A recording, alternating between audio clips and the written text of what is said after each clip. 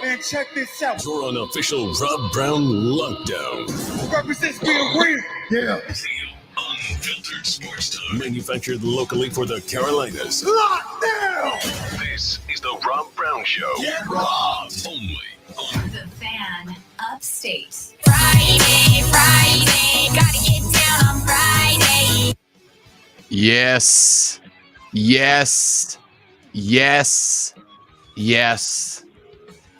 And dare I say yes, welcome in, ladies and gentlemen, the Rob Brown Show on your radio. It is the Fan Upstate. Happy Friday. Gotta get down on Friday, people. Friday, gotta get down on Friday. And perhaps even more importantly than Friday, gotta get down on Friday, it is here. It has arrived. I know it's early in the morning. I know there's still a lot of time between us and time to go Betty bye. I know there's still a lot of time between us and the end of our day. I know there's a lot of time between us and laying our sweet heads down to sleep. But when that time gets here, when it is time to enter our evening slumber, when it is time to lay our heads down on the pillow and drift off into that wonderful beyond, when we wake up tomorrow, when the alarm goes off in the morning, when you get up and you have your coffee and you make your pancakes, or maybe because it is such a special day and you're going to be locked up for the entire afternoon and evening, you put your significant other in the car, you go out, you grab yourself a little brunch, you get back to the house, and then we sit and we watch as College Game Day kicks off. And then at noon tomorrow, ladies and gentlemen, it has been a long time coming, but the college football season hath finally arrived. Let us thank. Let us sing the praises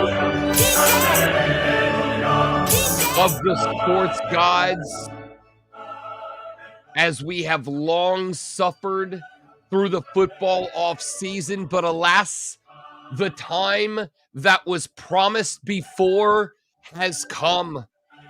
Alas, the time of struggle is over. It is time to re-weep. I had such a good thing going there. It is time to reap the rewards that we have been promised for all this time. Ladies and gentlemen, it is time for college football, my dudes and dudettes. It is time for college football. I don't even care. I don't even care, as I've told Lonzo time and time again.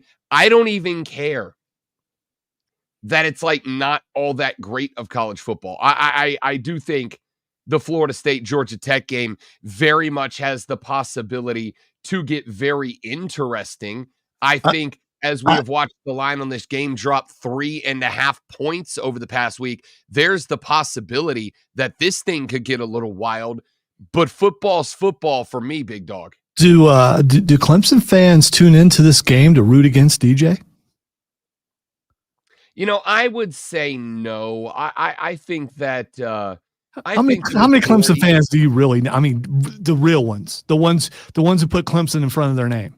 You know, Zero. Clemson, I don't. Clemson Bob, Clemson Joe, Clemson Joe Bob, Clemson Bobby Joe, all those guys. I think that I'm comfortable saying. I think I'm comfortable saying I know a relatively large number of Clemson fans, and the experience that I have had thus far in my conversations with them is that the majority of them seem to show grace to DJ Uiagalelei, seem to show understanding and acceptance. I think for a lot of them, it was very much a situation of, we gave it a shot, it didn't work out, we amicably split, and now you're on the way. Now, obviously, all of these conversations happened before DJ Uiagalelei became the quarterback of a direct rival. All of these conversations came before DJ Uiagalelei started QBing for a team that is going to do everything they can to stand between Clemson and another ACC championship. So maybe that attitude has shifted a little bit now that DJ has transferred once again, and this time is in the ACC with an Atlantic Coast Conference Championship rival. Back to a place, the ACC, where he kind of almost dominated. Yeah, I mean, where he's familiar with we'll say talent in the ACC. So yeah, I mean, so the Clemson fans that I know are not the one percenters that you know. The people I know are the ones who put Clemson in front of their name, and I'm guessing that they're going to be rooting against DJ. And they'll say, here's what they'll say: well, we're rooting against Florida State because they're in the ACC. But there'll be a lot. If there's a bad player, I told you. I daggum told you. See, that's why he's no longer a Tiger. From my interactions, and I don't live in the same metropolitan area that Lonzo does. But poorest county in the state. Woo! Yeah. I don't live in the same metropolitan urban sprawl that Lonzo has been caught up in. But I don't think Clemson fans care based on the interactions that I've had. I don't think they care. I think they have left the DJ Uiagalelei drama in the past. I don't think they care all that much. I think they'll root against them again in that he is the quarterback for Florida State. Okay, so this is how you feel when you say that I'm being an idealist. How I'm feeling right now about how you're talking. Do you not know real Clemson fans? No, not only they want DJ to be the cause of Florida State losing. That's what they want. I think you sometimes do this thing, and I've talked about this before. I think you sometimes do this thing where you're like, your experience is the universal experience, and it's not. I hang out with Clemson fans all the time. And my experience with them is that they don't care. Again, I think it would be one thing if the split was ugly, right? Like, I think it would be one thing if DJ left and bleep talked Dabo out the door and said Clemson fans are bad and took a bunch of money. If DJ split was more in line, I think it's more likely that fact, I don't think it is. I will declare that it is more likely that South Carolina fans will openly root against Antoine Juice Wells because of the way that he left than Clemson fans will against DJ for the way that he left. I was waiting for a Clemson fan to bring up South Carolina, and then you did. I mean, we weren't talking about South Carolina. We were talking about Clemson. Why you got to bring up South Carolina when we're talking about Clemson? I don't know why you got to do that. Because, again, the point that I was making here was there was an amicable split between those two entities, DJ Uiagalelei and Clemson. There was an amicable split where Clemson said, it's not working out, and DJ said, it's not working out. I'm going to hit the road, and everybody went, that's what's best. I've had in my lifetime, I have had breakups that were very, very, very ugly, and you go, you know what? Go bleep yourself. I never want to see you again. And then I've had breakups that were very amicable. You just come to the conclusion that, we're not as compatible as we thought that we were, unfortunately. And I wish you the best of luck, and I'll see you around. And that's just kind of how it goes. I feel like DJ and Clemson had the second kind of breakup. It didn't work out. We gave it our shot. We're just not compatible versus Juice in South Carolina, whose blow up was bad, was not. I'm getting all that, but we're talking about fans. We're not talking about the stuff at the top. Fans wanted DJ gone, and they got him gone, and now maybe he has his vengeance upon the ACC and upon Clemson. Maybe he does. I think perhaps the mood changes a little bit. If, let's say we get to the end of the season and or midway through the season, and Florida State knocks off Clemson, and all of the sudden, Florida State has Florida State has a huge day against Clemson, and DJ comes out and throws for 25 of 27 for 350 yards and 4 touchdowns, right? Like, then they might go, yo, what the hell? Where was that? But again, you also know that, at least I would say at that point, if it caused any more drama, I would say at that point, you understood, or at least you should have understood, that DJ was a development case. I understand what you wanted was the guy who was going to walk on the field, put on the crown, and become the heir apparent to the Clemson quarterbacking throne, but that's not how this works. Some guys need time. Some guys need development. Some guys need the opportunity to grow.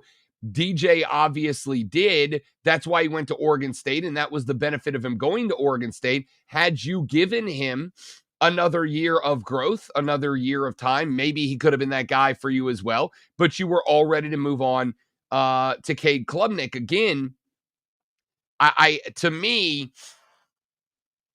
this is of all the times I've used a relationship metaphor in the world of sports, which is most of the time, I think this one might be the most apropos. I years ago dated a young lady who was phenomenal. She was a sweet girl. She was very pretty. And unfortunately, at that point in my life, I just wasn't ready to be a good partner, right? Like, I wasn't ready to be someone that was, gonna settle down and relax and enjoy hanging out and being around one person all the time. And we amicably spill it up. And, a handful of years later, now I've had my Oregon State period. I've developed, and I've got a wonderful relationship because of it now. I'm sure there's, if she cares, she could absolutely justifiably look and go, where was that guy when I was dating him, right? But the answer was, I wasn't that guy. I hadn't developed yet. That's DJ. He wasn't ready for a committed relationship with Clemson. He went off. Now he's grown into a better, mature partner. And you just kind of have to accept, you either had to give him time to do that, or you had to let him go, cut bait, and move on. Clemson fans decided to move on to the next guy, and that's Cade Klubnik. I don't think there's any reason to hold anything against DJU other than he ended up at a direct conference rival that stands between Clemson and a return to conference superiority. There are times when I want to live in your world, because that world doesn't exist for a lot of people, probably the majority of the people, probably 99% or at least 90% of the people. That's not how fans down here on the lower levels think. That's not how it works. Now, some of them may jump on the text line at 71307 and say, "Oh, well, Rob's absolutely right," but they're just agreeing with you. They're not really delving into their inner Clemson fan who hate anybody who leaves the team and openly root against them in public places. And maybe you should head down to a sports bar, a Clemson place, or someplace where a bunch of Clemson fans hang out, watch the Florida State game, and watch them root against him, because they absolutely are going to do that. All that stuff that you're talking about, that, again, idealism, it's awesome. There's probably a few classy people who think that way, but I don't believe the majority of the people do who are Clemson fans. I think that as somebody who is at the sports bars, and I'm gonna guess, not a shot, I'm probably at them slightly more than you are. I think we've done the research on that, and I think I can statistically. Are you at the Clemson ones? You're in places where the real people are? Or are you in the place where they're the real clinking their martini glasses? I hang and out with a bunch of Clemson people, and you keep going, no, you don't. So who are the real Clemson people that I'm missing out on? Well, I've already talked about that, and you agreed with me. The people who put Clemson on the front of their name, and you said you don't know any of those people. We established that like 10 minutes ago. I said nothing of the sort. I have simply said that I know the Clemson people that I hang out with. Hey, speaking of the Clemson people that I hang out with, Kevin Thomas will be here at 9:00 this morning to talk high school football with the boys of Moving the Chains. We'll ask Kevin, or are you going to tell him he's not a real Clemson fan? He doesn't have Clemson on the front. He's not Clemson Kevin, as far as I know. At least I haven't seen it. I can go through our Odyssey email list and see if it says Clemson Kevin on it, but I don't believe it does. His personal email might. I don't think so. And those are the people that I'm talking about, and you said you don't know those people. So, ladies and gentlemen, unless you legally and literally change your first name to Clemson, you ain't a real Clemson fan. You must legally do it down at the State Department office. If you don't change your first name to Clemson, you're just not a real fan. I'm sorry. I learned that today. What you're trying here, it's not working because no one said that. But that's fine. That's good. I mean, didn't you just say unless nope. I know a guy who goes by Clemson blank? Right. There's a difference of going by and actually having your name legally changed to that. You said that, not me. Right, but I just told you I know Kevin, a legitimate, thorough Clemson fan, and you went, wait, he's not Clemson Kevin. How's he fix that? Do I need to refer to him as Tiger Kevin now? He probably we'll ask him. But if you do that, then you'll take away from what he's really going to be here for, and that's the high school football. I wanted to say opening night, but I don't know if there was week 0 last week. I think there was. So this is week 1 of high school football, and that's why he's going to be here. Kevin Thomas will be by at 9:00 this morning, as will either Jarrell Hendricks or our boy John Martin coming back. We'll let you know who's going to be joining him. But at 9:00. Let's have all 3. I told him to. I told him bring all 3. I said it's week 1. Everybody, we got room for everybody. So we'll see who comes by. Pardon me. But they will be here at 9:00. The fellas of Moving the Chains to talk a little high school football as we the season officially now and thoroughly now underway. We'll talk with them a little high school football coming up at 9:00 this morning. We have also got a ton else to talk about. Week 0 does indeed start up tomorrow. The aforementioned DJ Uwe Ungalale, Amy, will be kicking off alongside FSU coming up at noon tomorrow. We're going to break down that game. I will give you, I put some thoughts together as to what to look for. You know, all week long, a certain group of people have been poo-pooing the excitement of the rest of us of college football week 0 tomorrow. I shan't name names nor point fingers at anybody specifically, but a certain group of people have been poo-pooing the excitement of week 0. I have put together a list of 5 things that if you are not a casual and actually like college football, you should be looking for tomorrow across our 4-game slate that opens up the college football season. So stay tuned for that. We did have a couple of NFL preseason games last night. The Indianapolis Colts ran their starters out and got the better of the Cincinnati Bengals in Ohio. The Chicago Bears and Kansas City Chiefs played their backups last night. The Bears getting the better of the Chefs on the road. We'll address those games and get into a little baseball as, ladies and gentlemen, I can't believe I'm about to say these words. The Atlanta Braves beat the Philadelphia Phillies last night and won the series 2-1 to grow or shrink the lead down to just 6 games in the NL East. We'll talk some baseball. It's all coming up on the Rob Brown Show. It's all coming up on the Fan Upstate. Get your daily dose of sports opinions with us. This is the Rob Brown Show on the Fan Upstate.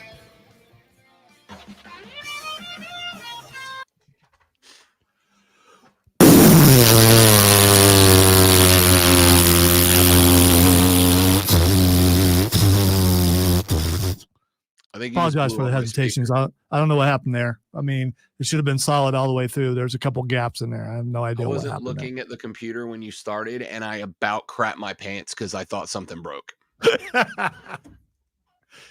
Couldn't have been that loud. Your speaker's like by your feet. No, it's not. It's on the desk. It sits behind my desk computer.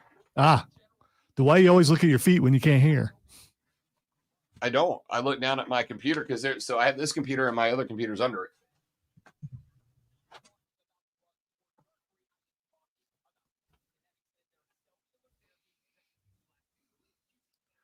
Get ready, moles, if you're around this early. I'm just I'm trying to have fun. I believe everything I said, but I'm just trying to have fun. Nobody, Joe. That's the problem. It's not a good. SMU plays tomorrow night at 8. Hawaii plays like at midnight.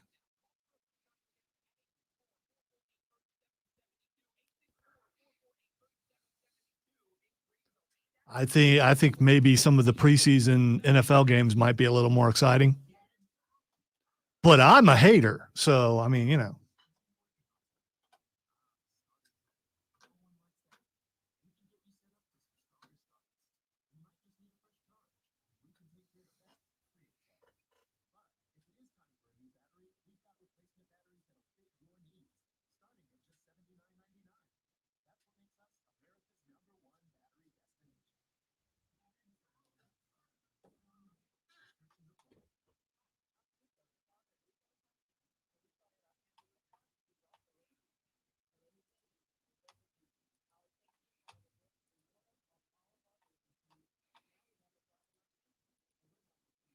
Worst part about this is if, you know, Rob leaves the room, I can't yell, hey, come on, the breaks are almost over. I guess I could.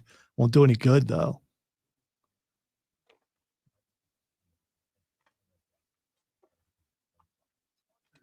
No, they got to string that along, Zach. They can't do it all in one night.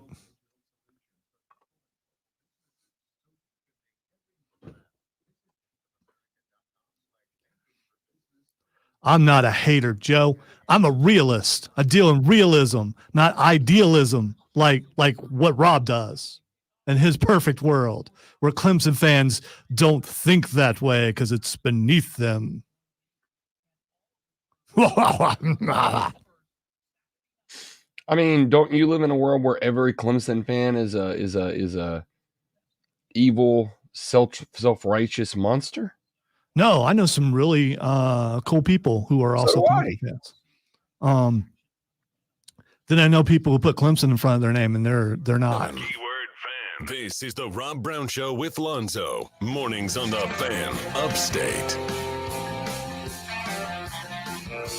Dexter said, Rob, I work night shift. I'm about to lay my beautiful head down to the caressing sweet sound of Rob Brown. Enjoy your nightmares, partner, and I wish you the absolute best of luck. Have a wonderful slumber, friend. We'll just talk like this the rest of the show for that one guy. No, he won't. No, he won't. What are you going home straight from work and going to sleep for? I mean, people don't do that. We don't go home and go to sleep. We go do stuff. Why are you going home and going to sleep? For sure. I don't ever immediately wrap up the show, finish my work, go home and take a long siesta. Nah, what kind of psychopath would do that? Who does that? I mean, go home and have the rest of a day. Like, go to sleep around noon or something. Don't just go home and go to sleep. I mean, that's just weird. All right, let's get to some football up in here on the radio program today. Talked a little bit about it yesterday on the show. We got into a discussion about the teams that we believe will be on their way to the college football playoffs, the expanded 12-team playoff. And we started talking a little bit about the different schools. We picked our conference winners earlier this week. Lonzo out of the ACC picked Florida State. I have Clemson.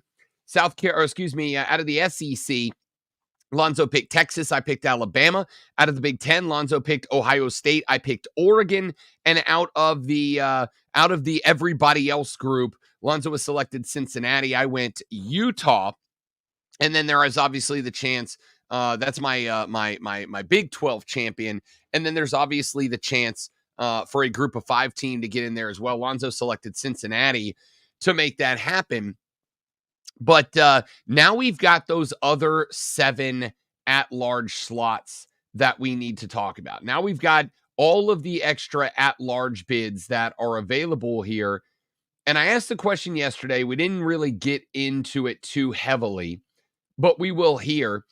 Is there a path for the ACC to end up with 2 or more teams in the playoffs?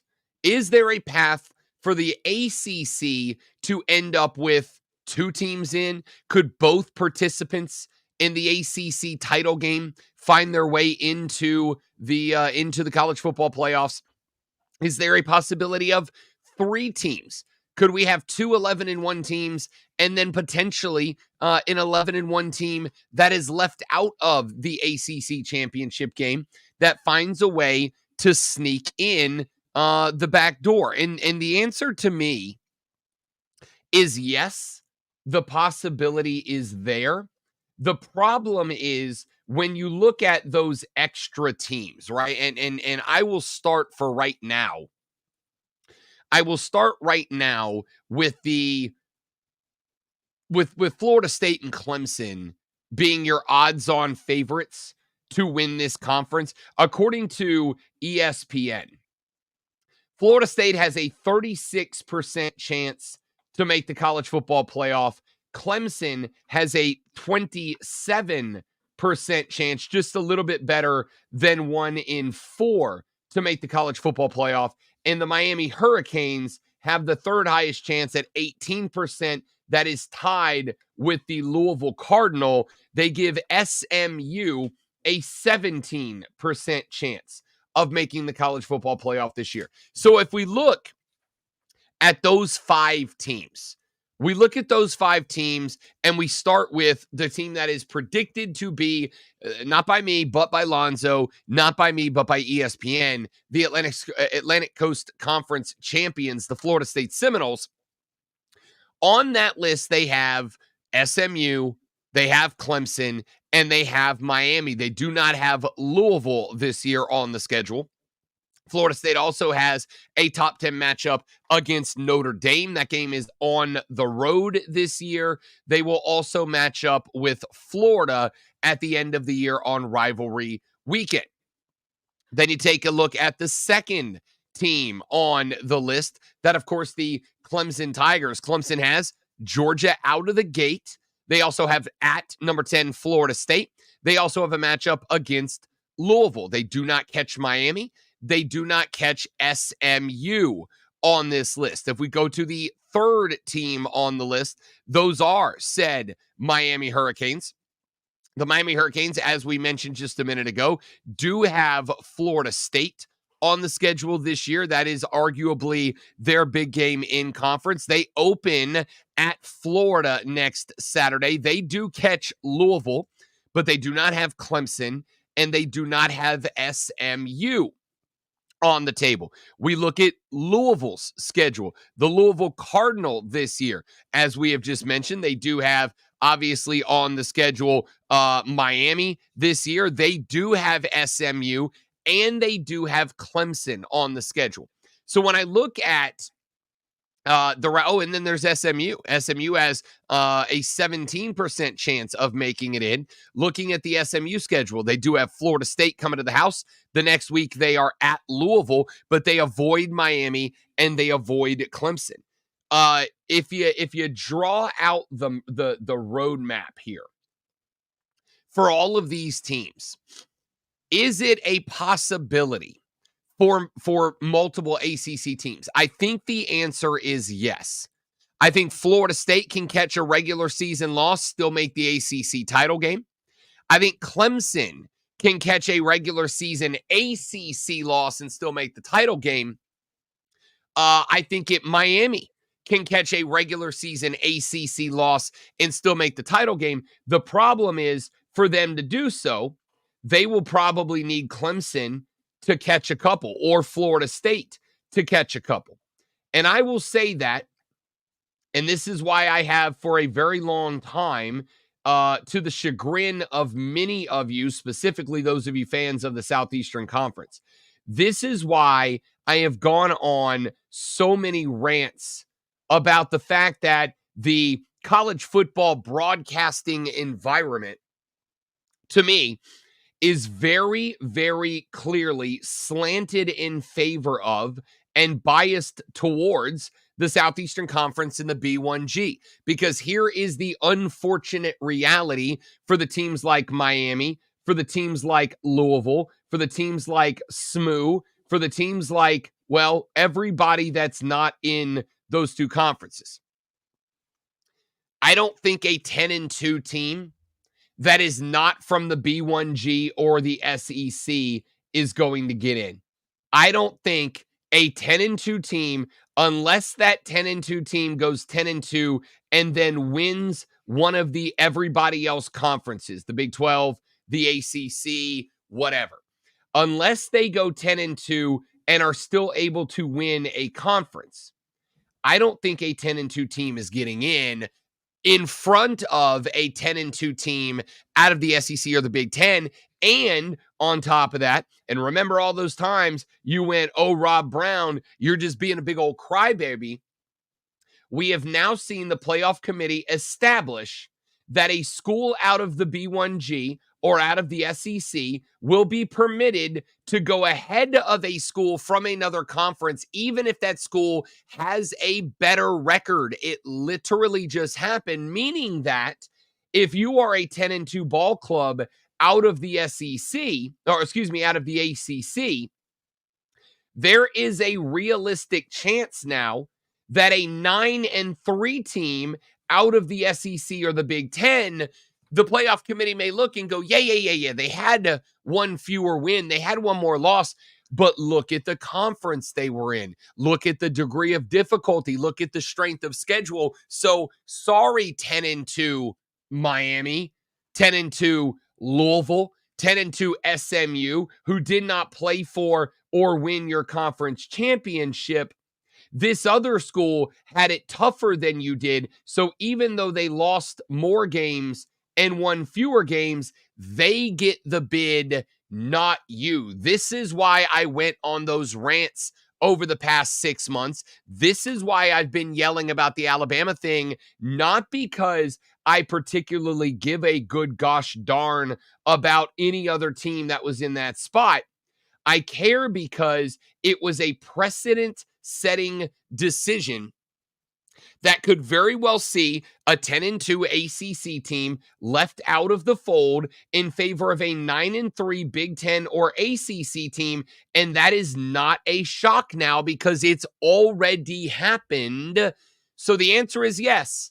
There could absolutely be a path for 2 ACC squads, but that to me is the absolute maximum because the third team, even if the record is identical to team number 2 that played for the ACC title, I think there will be a reason to shove that third team out and make sure we have as many SEC and Big Ten teams in the fold as we can possibly get. There is no doubt in a lot of people's minds, especially in mine, that the SEC and the Big Ten are better than the ACC, especially with the teams that they've added. You and I both have picked a team from that just became a part of those conferences to win those conferences. So they added a bunch of good teams. The ACC did not. The ACC is still top heavy. Only a couple teams will and should have a shot at making it to the playoffs. I am curious, though, is the committee the same this year as it was last year? There will be changes. I do not know who is rolled off and who has rolled on. I will look and see. That's actually a great question that I should have looked up before we get there. I know that they're like I know Gary Pinkel was on it last year. I think Chris Alt was on it last year, and he's back again this year. Outside of that, I'm not sure. Just like in the judicial system, like in the Supreme Court, new Supreme Court judges come along and they overthrow old rulings. So it may be precedent, but that precedent was set for the 4 team, not for the 12. We don't know that they're going to be the same way this year as they were last year. And also, I still would like to know if there were new people there, and because the new people rolling in may not think the way the old people did. I mean, again, absolutely a possibility, but the whole thing with the, and I'm fine with the metaphor of courts overthrowing old legislative decisions, but in order for that to happen, you have to show up and make a hell of a compelling argument to overthrow precedent. The precedent, the reasoning behind this was more eyeballs, more money, more good. That's why Alabama got in. I still to this day believe that. Yeah, but that's your opinion, though. Yeah, of course it is. Most everything we say on these shows are our opinion. I'm sticking by it, though, Nuh-uh. because, again, that situation happened in the entire existence of the playoffs one time and only one time. We're going to chalk that up? And as they were coincidence? so appalled I'm- by it that they decided to go to 12 teams. No, that was already happening because, again, more money. Welcome to college football, kids. Back after this on the Rob Brown Show in the Fan Upstate. 97.7 FM Greenville. 97.1 FM Spartanburg. And on the Odyssey app. Upstate.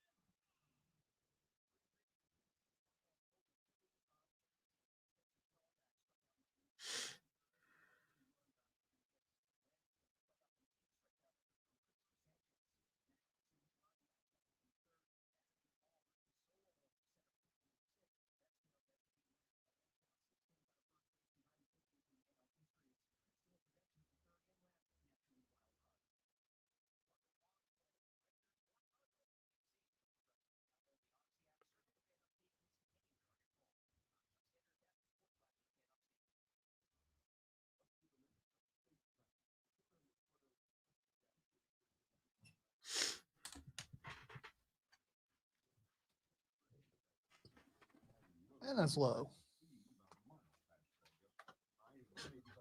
World.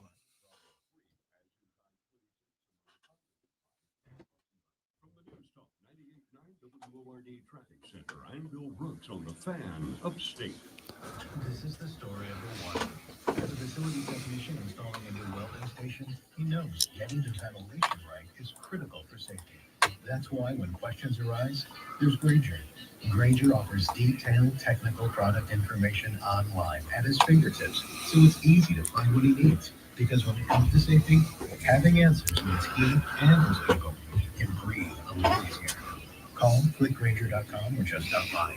Granger, for the ones who get it done. Getting quality employees to fill positions in your company is essential. Saying something on X that I thought was funny because I think you need it. So I mean, you know, if you want to check it out. Look what came in yesterday. Those are nice, but what are they? Because I don't see no swoosh. You don't see no swoosh. Oh, there it is. I see it now. Okay. I did not see it at first. That was weird. These are the Air Force Ones for the wedding reception that match the suit. Sweet. Right? Came out great. Put the gold trim around the swoosh. It's a good look. It's a vibe. Actual gold, or is Yeah, it's gold thread. You spend like $5,000 for the actual gold. Well, it's not actual gold. Gotta be honest, I don't know what the gold rate is right now, so 5,000 might be kind of cheap. I don't know.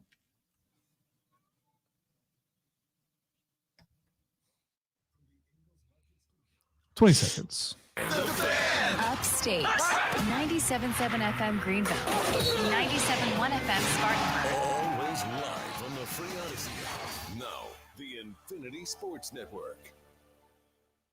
Rise and shine, sports fans. Grab your coffee and a jolt of sports on the Rob Brown Show. Puts me in my zone. It gets me ready for the day. On the Fan Upstate. The Rob Brown Show rolls on. It is the Fan Upstate. Rob Brown, the great one, Lonzo, with you, getting set up for week 0 in the college football season. Kicks off tomorrow at noon. Coming up in the next hour of the show, I've got a week 0 viewership guide for you, what to be watching for when week 0 kicks off tomorrow.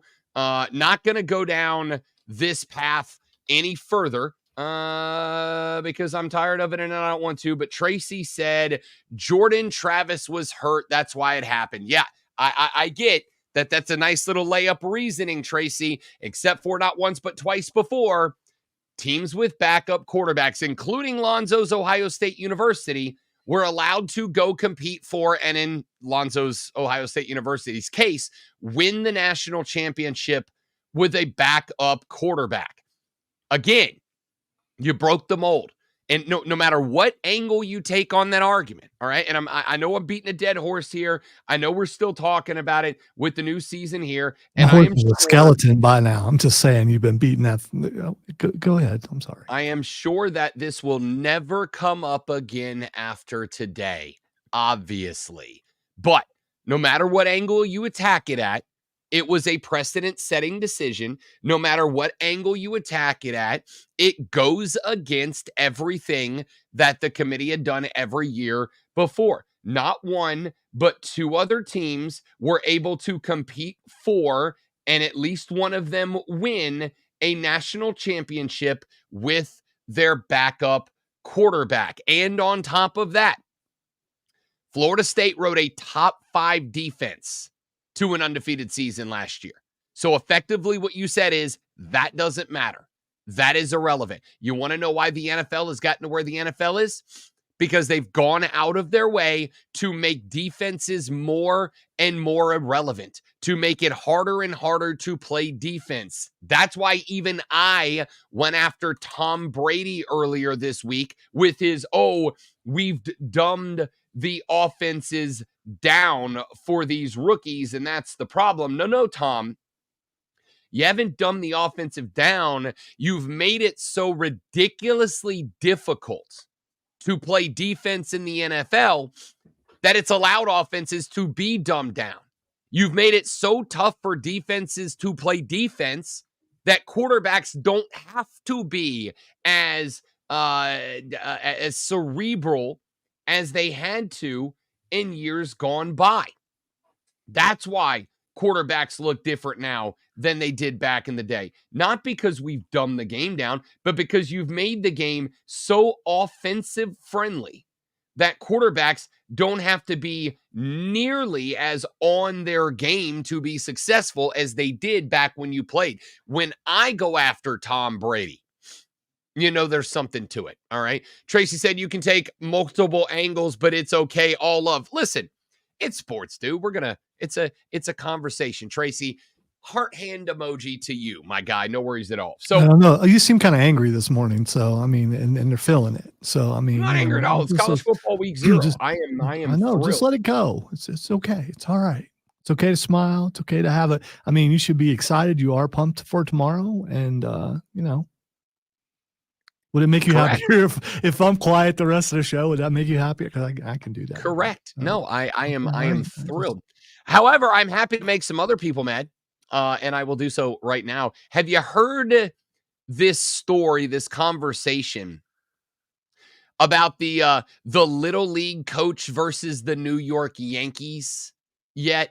I love this so much. I really do, mainly because there's a lot of emotion wrapped up in this story, and it's kind of dumb, but I love it anyway. So, the Little League World Series is going on right now. And this past weekend, the Detroit Tigers and the New York Yankees played in an annual contest called the Little League World Series Classic.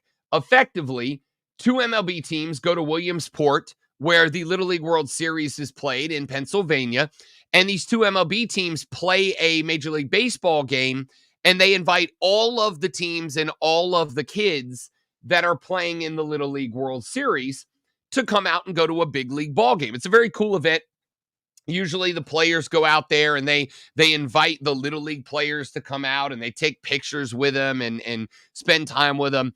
And that's all very good. It's all very cool. Well, the coach for the South Shore Little League, Bob Laterza ripped Aaron Judge this weekend, claiming that while Judge was in the on-deck circle in the Yankees' loss at Bowman Field, while Judge was in the on-deck circle, he said that his Little League team was yelling, trying to get the attention of Aaron Judge, and all they wanted was some acknowledgement from Aaron Judge. Laterza said, quote, how about turning around or waving to New York and the kids that think you're a hero, they're the ones who pay your salary.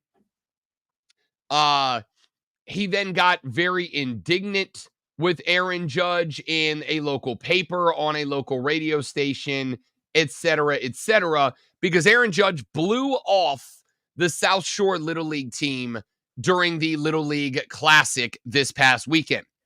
My favorite thing is that the Yankees have decided that they are going to pull no punches in firing back at this Little League coach. The Yankees released a statement afterwards that said, quote, we wish Staten Island success in winning the championship. Win or lose, we intend to invite them to Yankee Stadium. However, it would have been much better if Staten Island's coach called us to understand the facts before bitterly reacting in such a public fashion. Reaching out to us would have been the prudent way to act and would have set a fine example for his young players. End quote. I love this so much.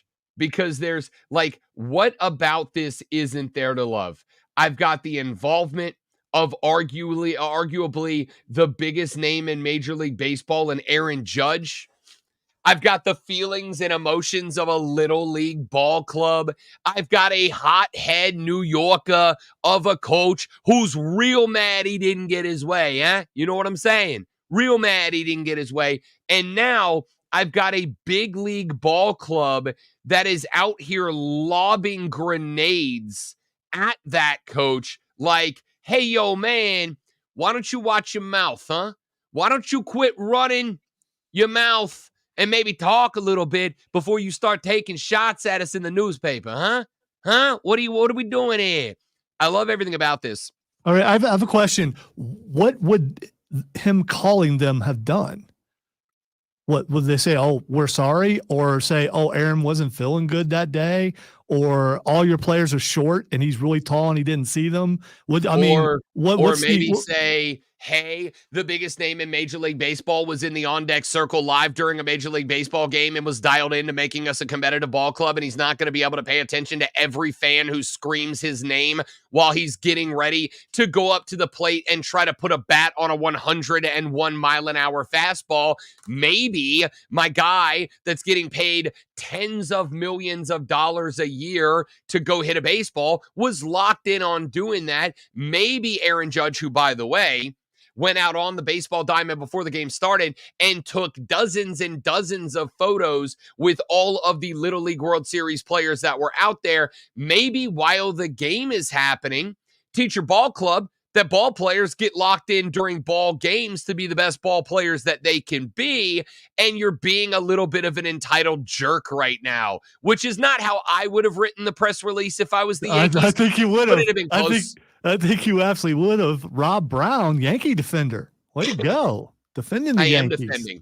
I am defending the New York Yankees here. It's not that hard to just look over and acknowledge a little bit. I think that's kind of the coach shouldn't have spoke out like that, but Aaron Judge could have looked over. I mean, could have did something. I mean, Aaron Judge, who plays for a team whose fans famously will call you every name and slur in the book if you go 0 for 3 in a night, is not going to have the ability to, whether he wants to or not, the ability to acknowledge every fan who yells his name while he's playing.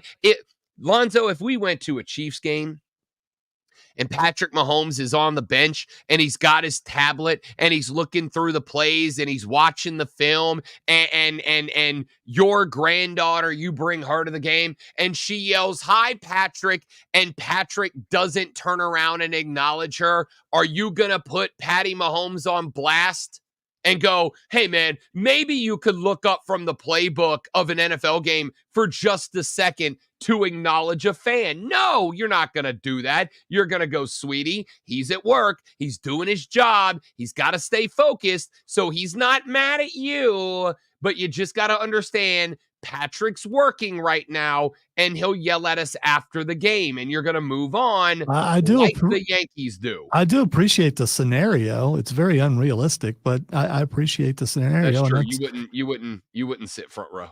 I get it. There's too many people down there. well, there is too many people down. No, I want to sit in the back so I can see all the people. So I don't get stuff thrown at me. I want to sit in the back. No, the other thing is, if I'm at a Chiefs game, I'm not taking my granddaughter. I'm taking you. So I mean, there's that, because she's not going to have fun, whereas you would. That's adorable. Thanks, buddy. You made my day. I feel so warm and fuzzy on the inside now.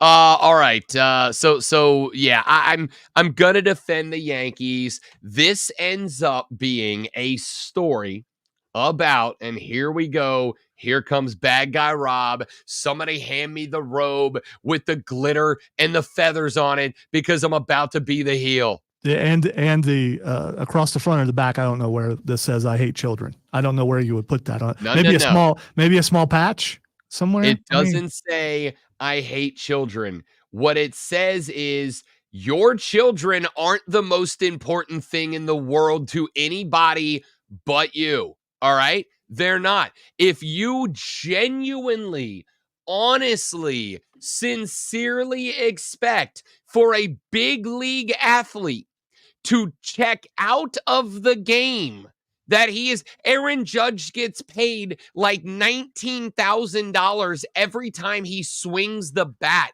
If you expect him to check out of that game to pay attention to your precious little snowflake, your expectations aren't real, and the real world's going to be a bleep for your kid when you come to the realization that outside of your four walls, he ain't the most important person in any room anywhere unless they get elected president. Why were they there?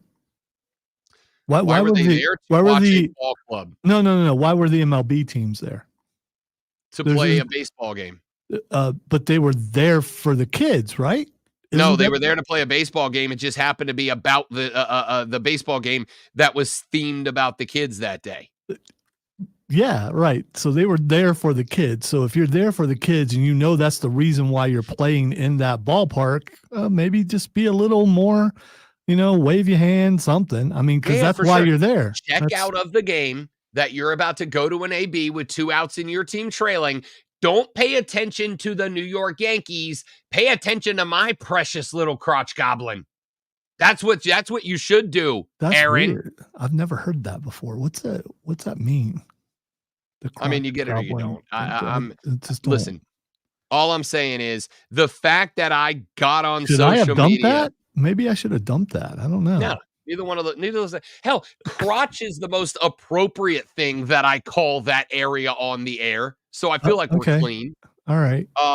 What I'm saying here is the fact that I woke up to a solid chunk of the country. The story's a couple, I think a day and a half old now. The fact that I saw yesterday a significant number of people jumping on Aaron Judge for having the audacity of being locked into a baseball game that he's getting paid a lot of money to do and not stopping what he's doing in order to pay attention to kids that he was already on the field taking pictures with before the game.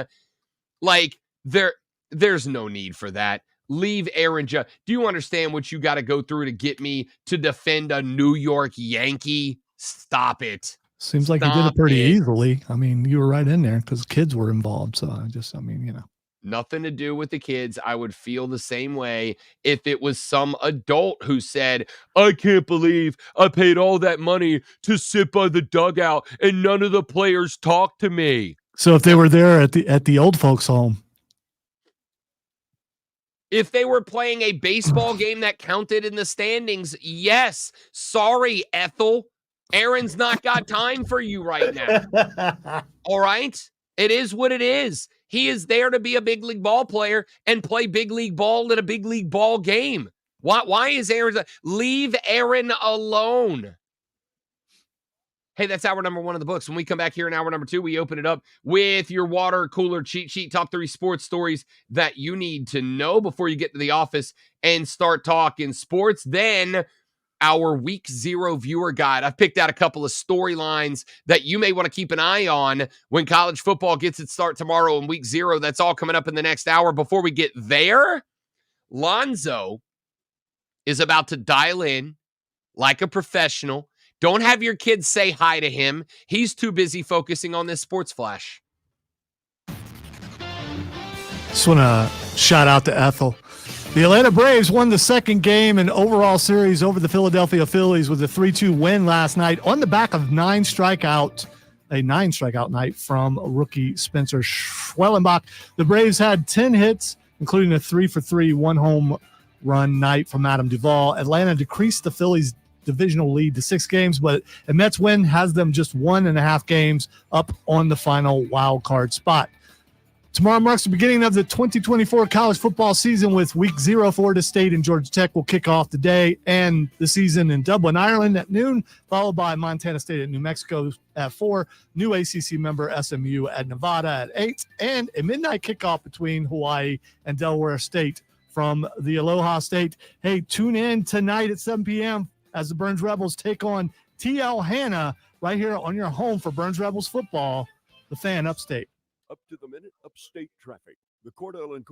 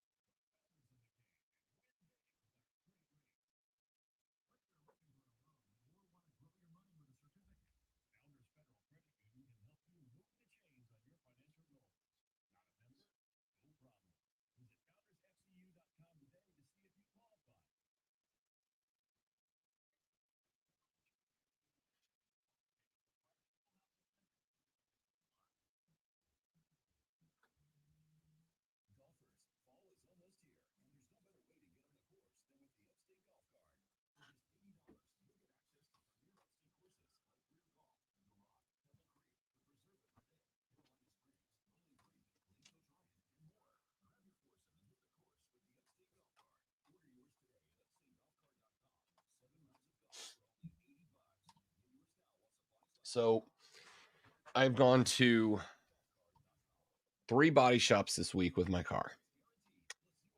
I got all 3 call me back yesterday. Well, 2 called me back, and the last one when I went goes, dude, you don't need a body shop. You need like a Ford certified mechanic for what you broke. And I was like, super duper sweet, man. That's not good. Nope. So I called 3 mechanics yesterday. 2 of them were like, well, bring it by. I'm going today. I've got a appointment at 11 at 1 on Woodruff. And then Monday, right after the show, I got to drop it off at another one. But the ones that I called that I'm going to see on Monday, the lady said, hang on, I'm going to pull up the schematics and look. And so all the stuff that broke is on the driver's side. And she goes, well, not to get your hopes up, but all of the wires and cables on the driver's side are mostly relatively easy and cheap to fix. So you might actually get out of here not having to go bankrupt to fix your car. So That's fingers cool. crossed. Fingers crossed she is correct. Hopefully she wasn't just saying that to get you in there. I mean, No, she wasn't. She's actually somebody that one of Courtney's friends.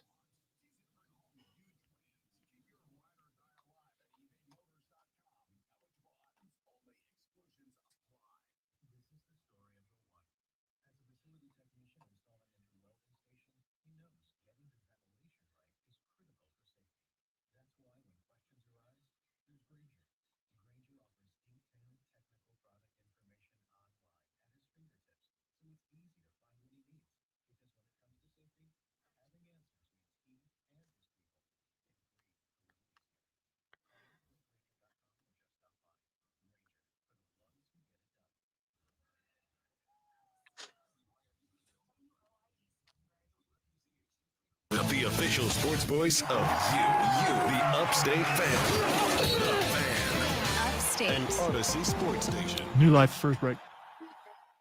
Man, check this out. You're on official Rob Brown lockdown. Represents being real. Yeah. Unfiltered sports talk. Manufactured locally for the Carolinas. Locked down. This is the Rob Brown Show. Get robbed. Only on The Fan. Upstate. Hour number 2 of the Rob Brown Radio program starts now. Welcome back, ladies and gentlemen. This is the Fan Upstate. Welcome back, ladies and gentlemen.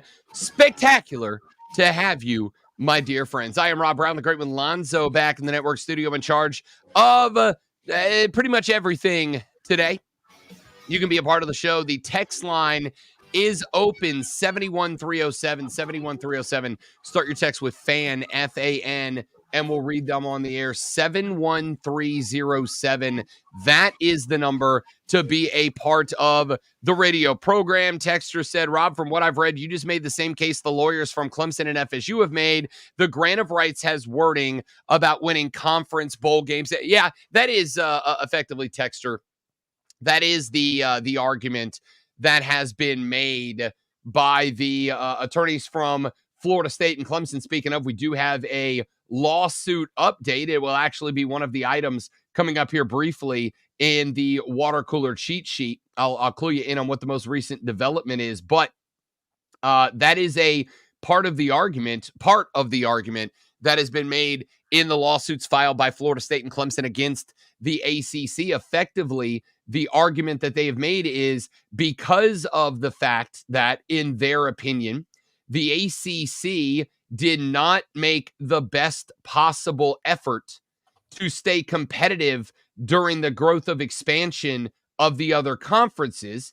And because of the fact that those conferences have not just expanded, but have definitively gotten better because of the expansion, and because of the fact that, and again, this is one of those things that is likely going to be hard to prove definitively, as it has been hard for me to prove definitively when we've had this argument, because the ACC did not do the best job it could have done to make sure that it was as competitive as the other conferences that have exploded in both growth and talent over the past couple of years.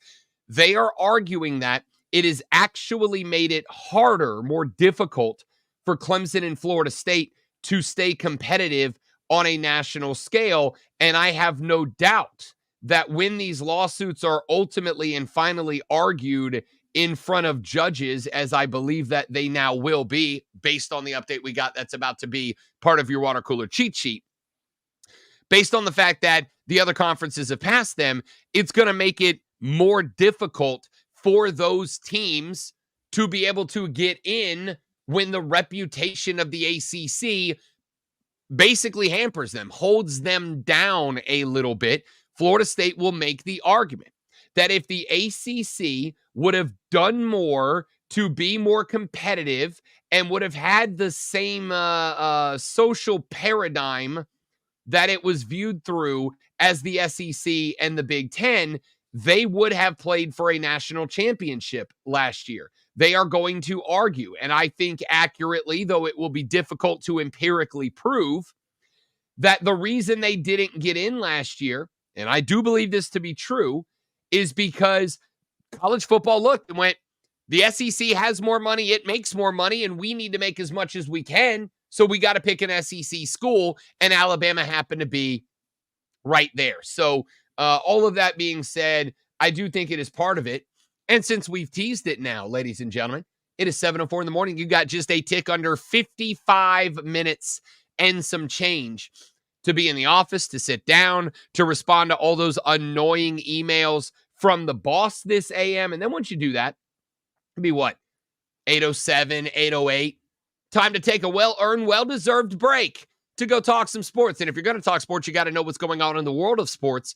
And if you need to know what's going on in the world of sports, you need this. Are you ready for the playbook of the peculiar? The almanac of the absurd, and the encyclopedia of the extraordinary? Well, you better be, because we're diving headfirst into the 3 top stories that will have your coworkers saying, Feel me? For real. Do you feel him, sir? I do. Bathroom break. No. Here we go. Welcome to the water cooler cheat sheet on the Fan Upstate.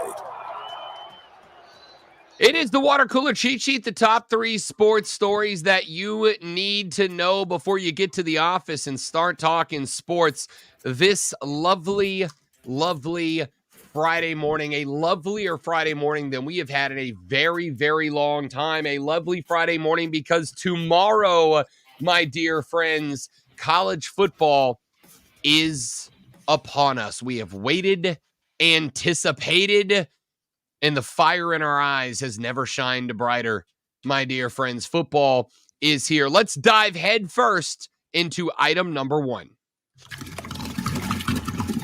We mentioned it a minute ago, a little, I don't think it was foreshadowing because I actually told you what we were going to talk about. I just didn't give you the details. I will right now. Florida State and the Atlantic Coast Conference have concluded their court-mandated mediation in their legal battle in the state of Florida. According to the filing, representatives of the school and the conferences began in-person mediation back on August 13th. Here we are 10 days later, and a 2-sentence joint notice of mediation compliance was released yesterday.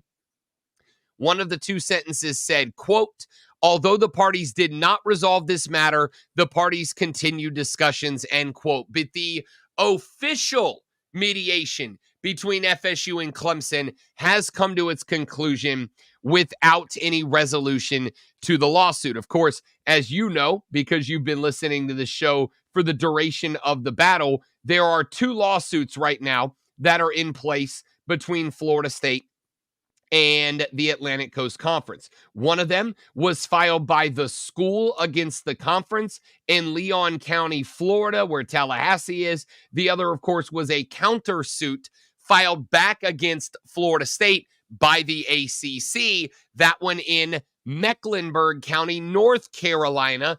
That's Charlotte, where the ACC's headquarters are currently located. Judges in both states have allowed those lawsuits to move forward. In the Florida case, as is precedent in the Sunshine State, the judge ordered a mandatory effort at mediation between the 2 sides. They engaged in that mediation back on the 13th. 10 days later, there is no agreement yet in place. Leon County Judge John Cooper, who is overseeing FSU's lawsuit against the ACC in Florida, ordered the 2 sides into non-binding mediation back in April, which is a common practice by a judge to try to initiate a quick resolution in a case that could take years to play out in court. Now, again, they've gone through the mediation. No agreement was met by the 2 sides. Neither the conference nor the school is permitted to speak publicly about what was discussed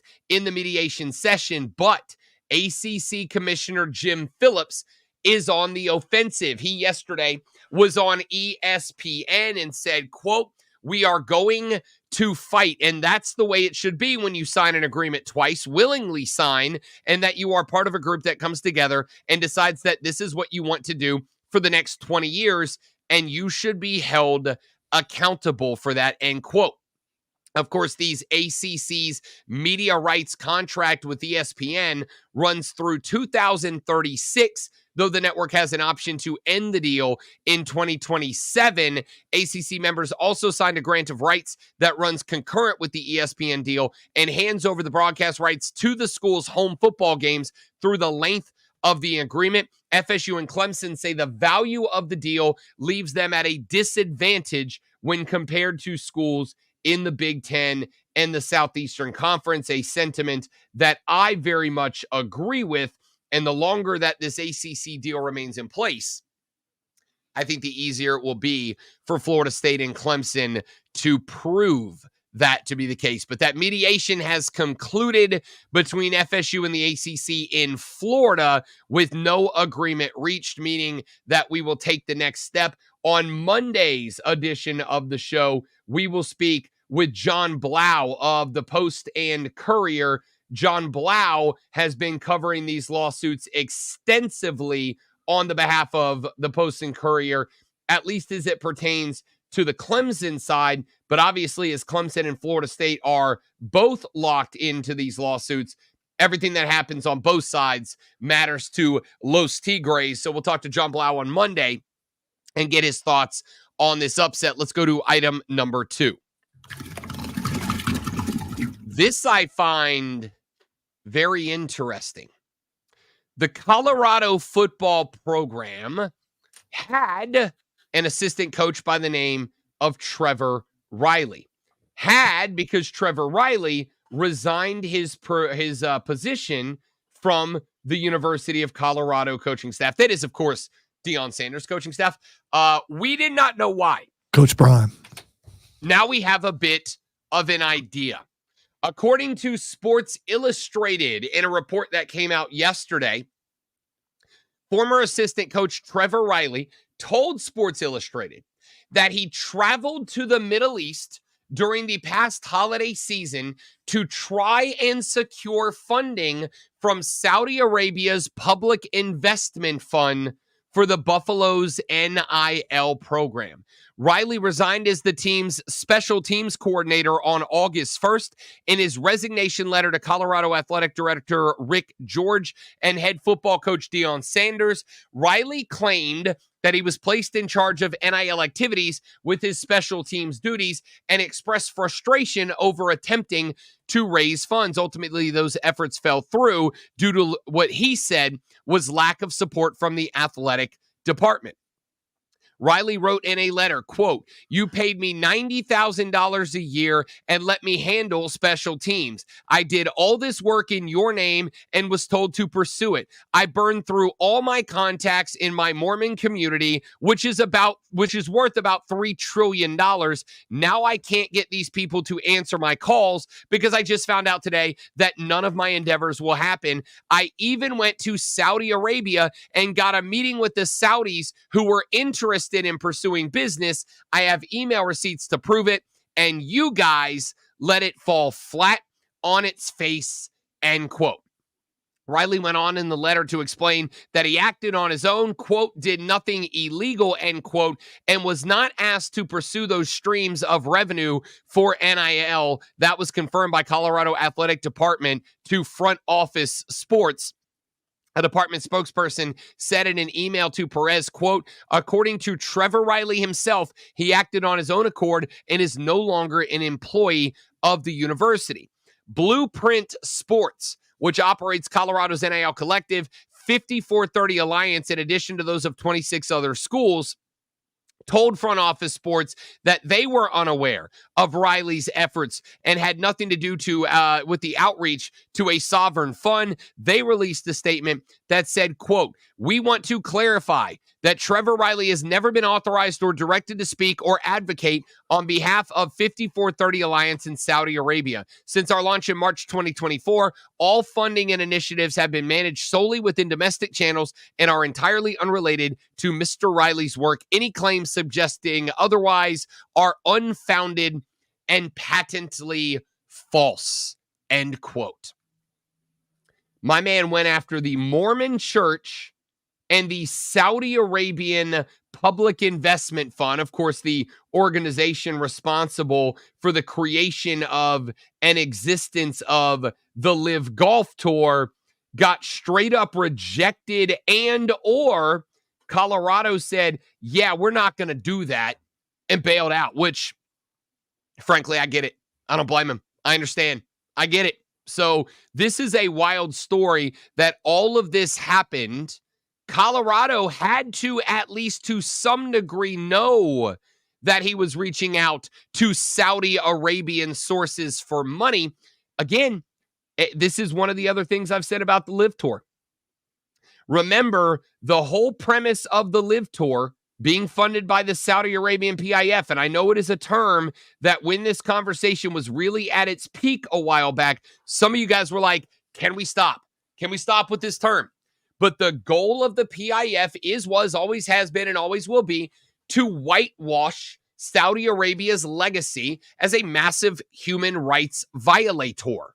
And when they started the Live Tour, the effort was to have it stick around for so long that was normalized, that working with the Saudi Arabian government was normalized, that allowing the Saudis to get involved with American sports, regardless of their human rights violations, is okay.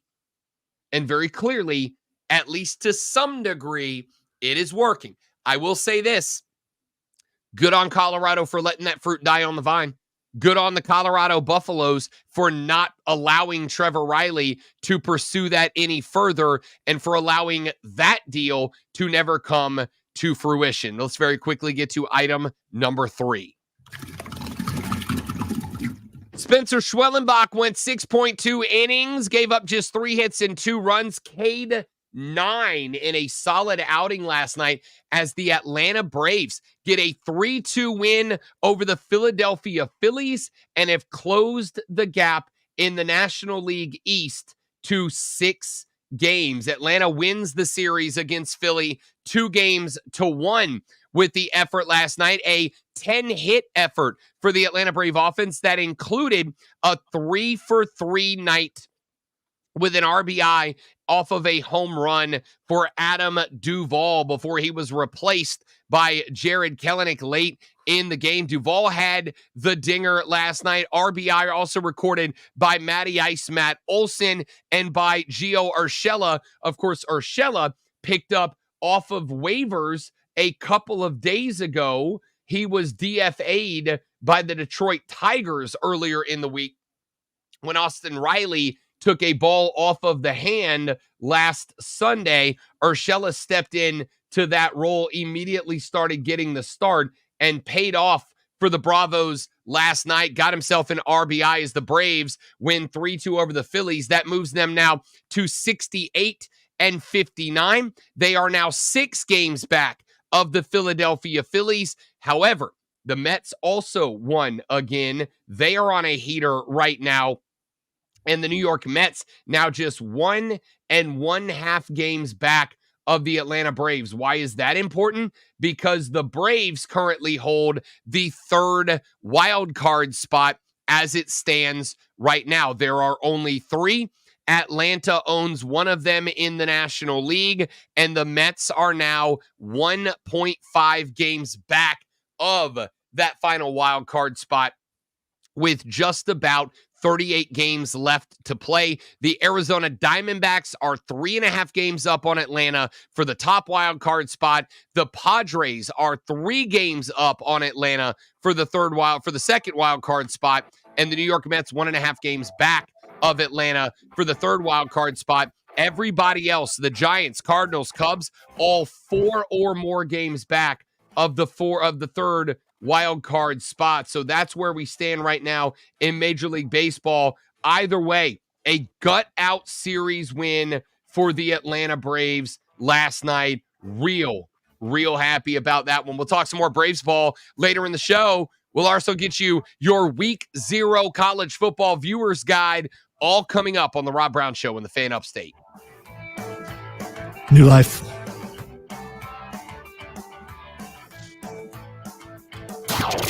Real sports talk, real sports fans. The Fan Upstate Is the sports voice of you, the Upstate fan. Call 844-FAN-PHONE. That's 844-326-3663. The Fan Upstate. You know, I was showing Lonzo yesterday. I bought myself a nice new pair of expensive sneaks that I've decided, the first time ever, I've actually went and got some designer sneaks to rock for my wedding reception, which is coming up now in less than a month at this point. Well, these sneaks, the reason I got them is because they perfectly match the suit that I will be wearing on my wedding day.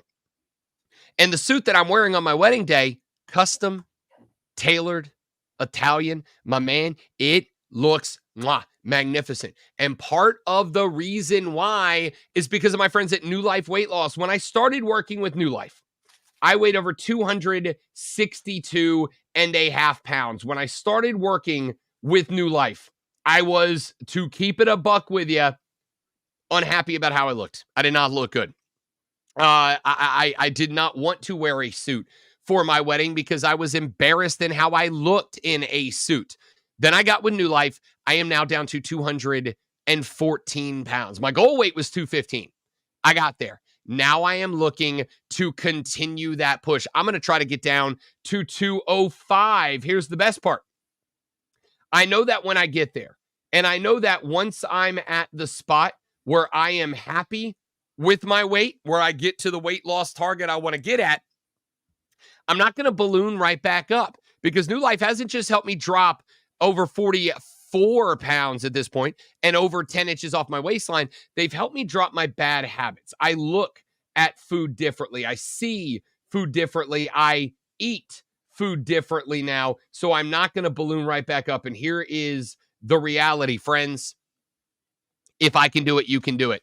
If I can do it, you can do it. I promise. All right. So stop waiting. Call New Life Weight Loss right now at 864-686-5820, 864-686-5820. Mention the Rob Brown Show before August 31st, and they'll give you $250 off the program. There is no point in waiting. Now's the perfect time. Get yourself in shape. Get yourself healthy. Get yourself feeling more confident about yourself.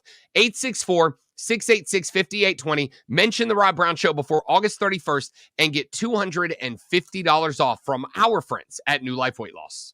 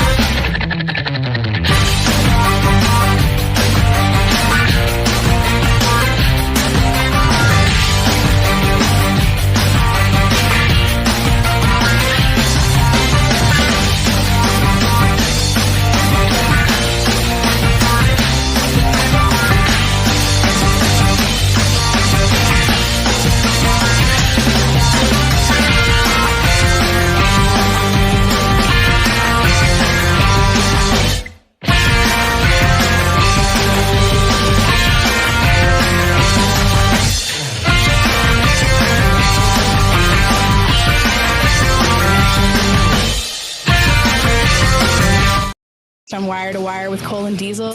Tell me what's coming up. Florida State and Georgia Tech play at noon, but it'll be 5 o'clock over there. Drink up. Football is back.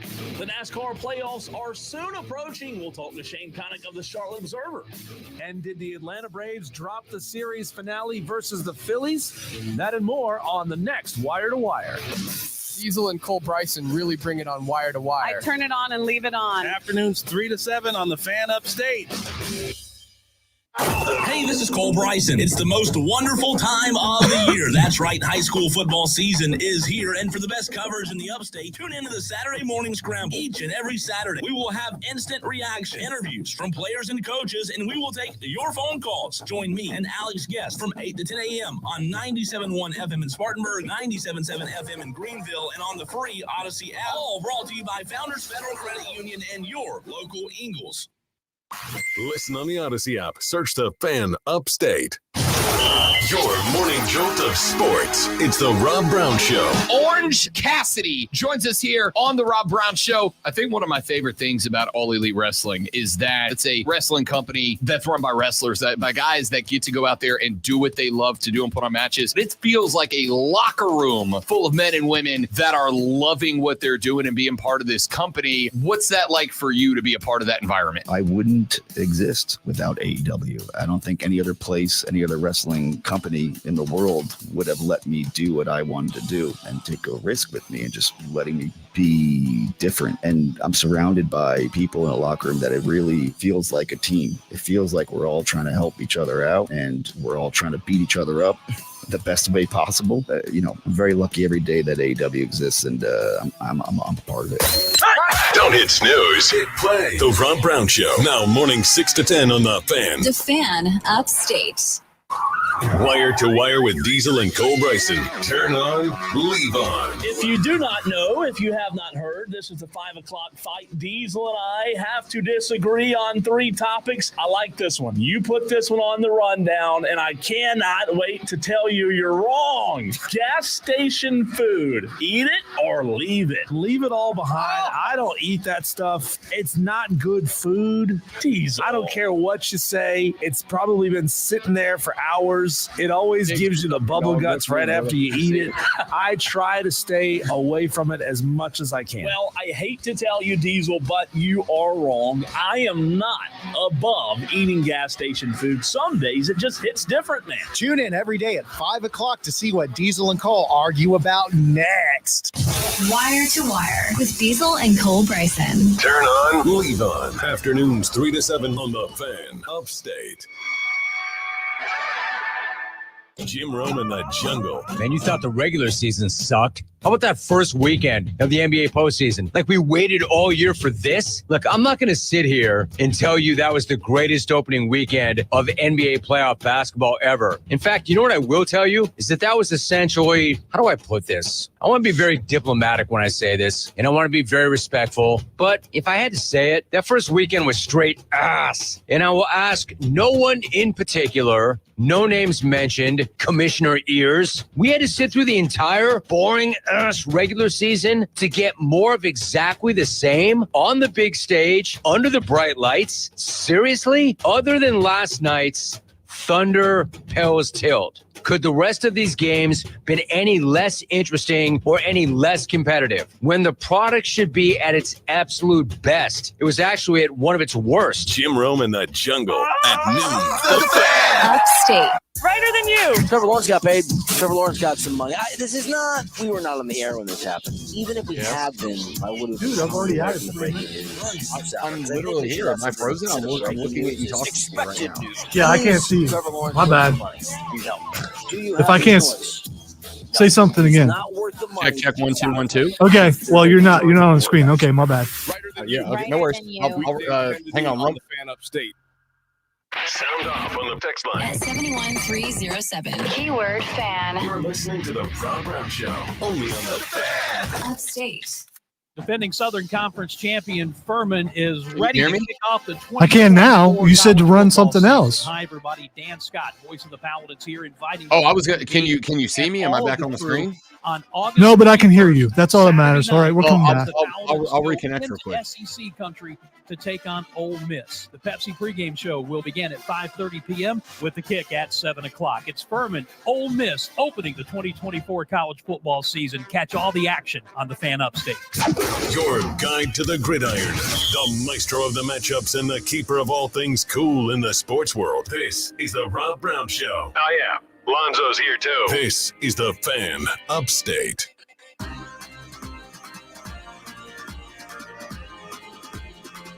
It is the Fan Upstate. It is the Rob Brown Show. Welcome back, ladies and gentlemen. Rob the Brakeman Lonzo with you here. A couple of little technical difficulties there during the break, but we got it worked out because that is what champions do.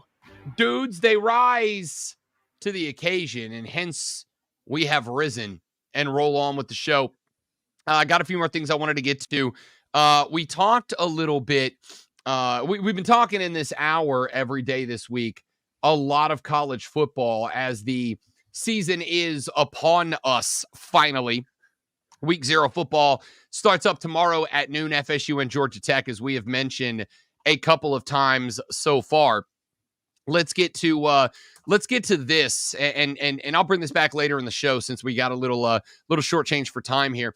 What teams we talked yesterday about the teams that are considered contenders, but for a variety of reasons could ultimately be left out of the college football playoff. Let's go the other direction. Let's talk about some teams that maybe aren't really being discussed that might ultimately get into the college football playoffs this year, because I've got a few of them. Here's one of them. We've talked about this team a number of times, and I got a feeling we'll be talking about this team a number of times during the regular season. That team is the NC State Wolfpack. I have brought up NC State a couple of times and given you a couple of different reasons for it. Number one, Grayson McCall. Grayson McCall was excellent at Coastal Carolina. Anybody who followed the Grayson McCall era for the Chanticleers is well versed in what Grayson McCall is capable of. That is pretty much anything that you need a high-level college quarterback to do. Now, will he be able to do it against better competition? Will he be able to do it against elevated defenses in the ACC?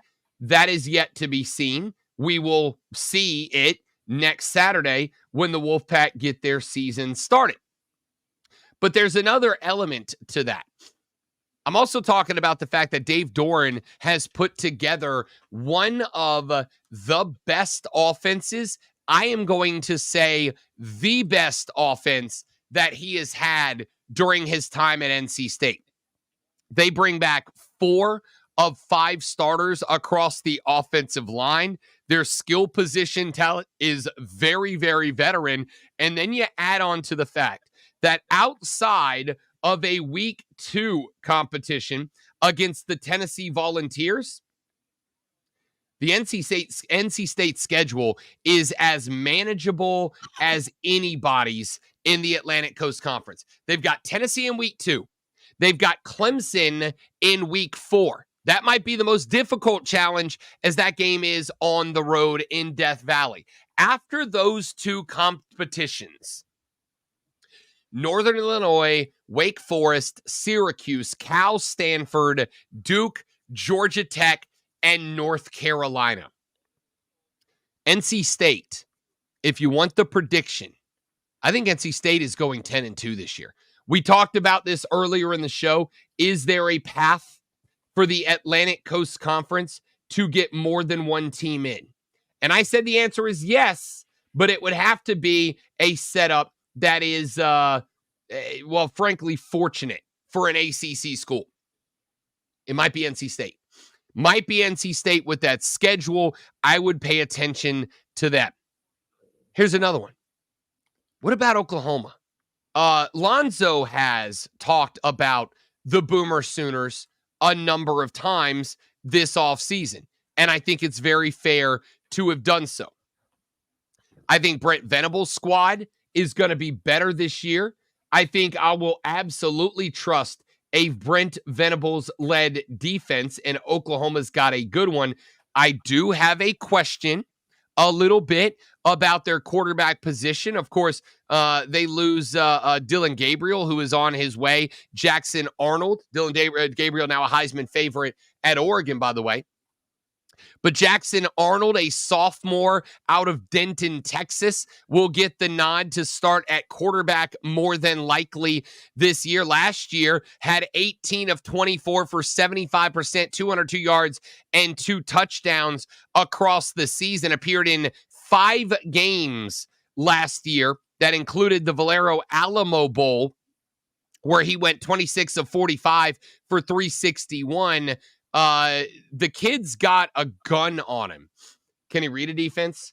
Can he work the offense? Can he be consistent? We are going to find out, but the defense is going to be good, and the ability to run the ball is going to be there for Oklahoma this year. Now, as we have mentioned a number of times. Obviously, they have a big issue in that it is their debut year in the Southeastern Conference. Let me ask this question real quick. Lonzo, your thoughts on this.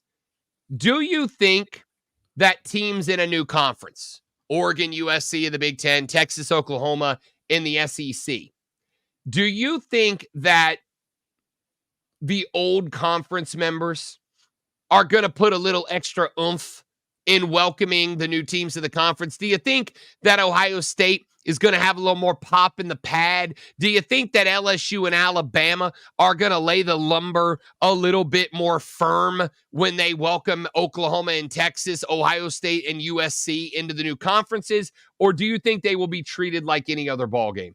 Oh, they're definitely going to put some more into it. But here's the thing, especially with the SEC and the Big Ten teams that were added, there are contenders that were added. So you're going to have to put a little something extra on there, or you're going to lose the game and lose a conference, like in the case of Ohio State or Michigan or Georgia, who have had a run of it lately. They're going to be challenged right away. So you definitely gotta let them know that this is Big Ten country or this is SEC country. I mean, it just means more, I have been told.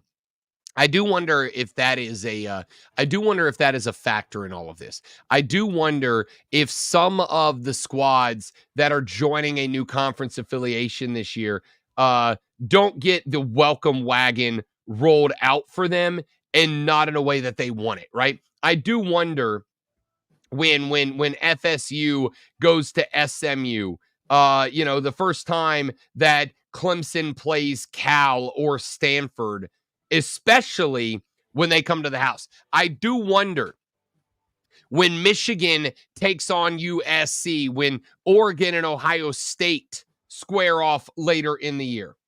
I do wonder if those schools might have a little something extra for the new kid on the block, might have a little extra punch, a little extra pop, a little extra pizzazz when it comes to trying to run these teams off the field to say, welcome to the conference. So those are two teams right out of the gate, NC State, Oklahoma, that I am interested in as potential surprise playoff teams when the season comes to its conclusion. I'll give you a couple more later on in the show, but we do have to run back to a break to get back on the clock. When we come back, week 0 of the college football season has arrived. The season officially underway tomorrow. So what should you be looking out for tomorrow? What should you have eyes on tomorrow? A viewer's guide to week 0 when we come back on the Rob Brown Show on the Fan Upstate. Listen on your phone. Download the Odyssey app and search The Fan Upstate. I'm Chuck Sanders. Here's the Sports Flash presented by Progressive. The wall now, Castellanos over his head. That's off the base of the wall. It's an RBI double for Olsen. And the Braves take the lead 2-1 here at the bottom of the 3rd inning. Braves radio with the call, 3-2 the win over the Phillies Thursday. Spencer Schwellenbach struck out 9 over 6 2/3. He allowed 2 runs on 3 hits. Atlanta able to fight off an 8 strikeout effort from Christopher Sanchez. Matt Olson hit an RBI double in the 3rd. Adam Duvall ripped a solo homer to center field in the 6th. That stood up as the game winner. Atlanta's now 6 games out of first place behind the Phillies in the NL East race, and they're still in possession of the 3rd and last National League wild card. Ahead of their final.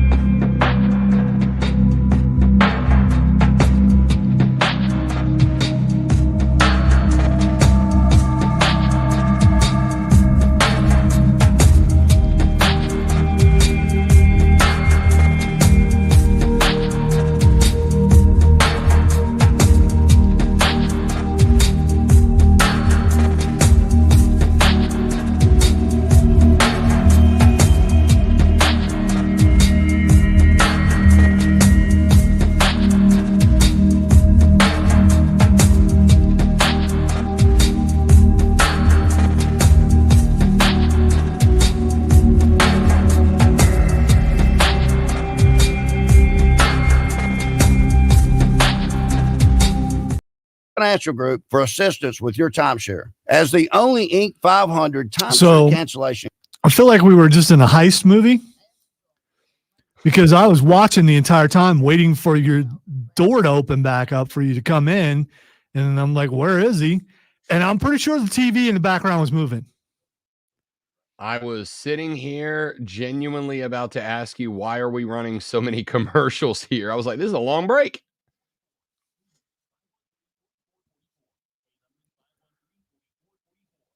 Well, I did text you. You didn't answer the text. That's why I called. Oh, you did text me. You texted me, dude. Yeah, I was sitting right here listening to the commercials. You saw the Panther news, right?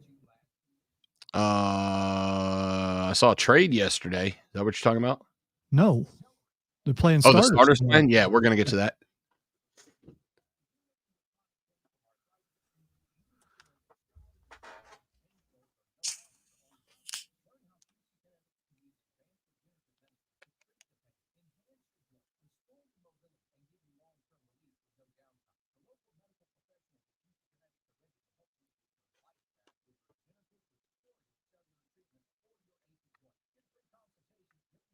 So I may just say Rob every once in a while just to make sure that you're actually sitting there.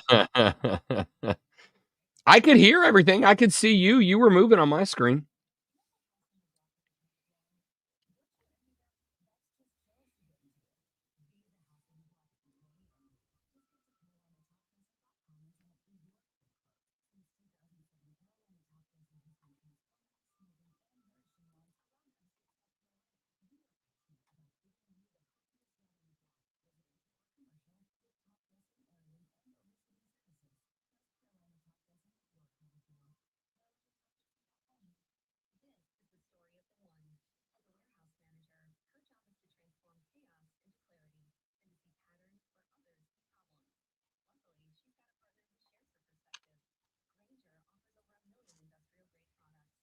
30 seconds.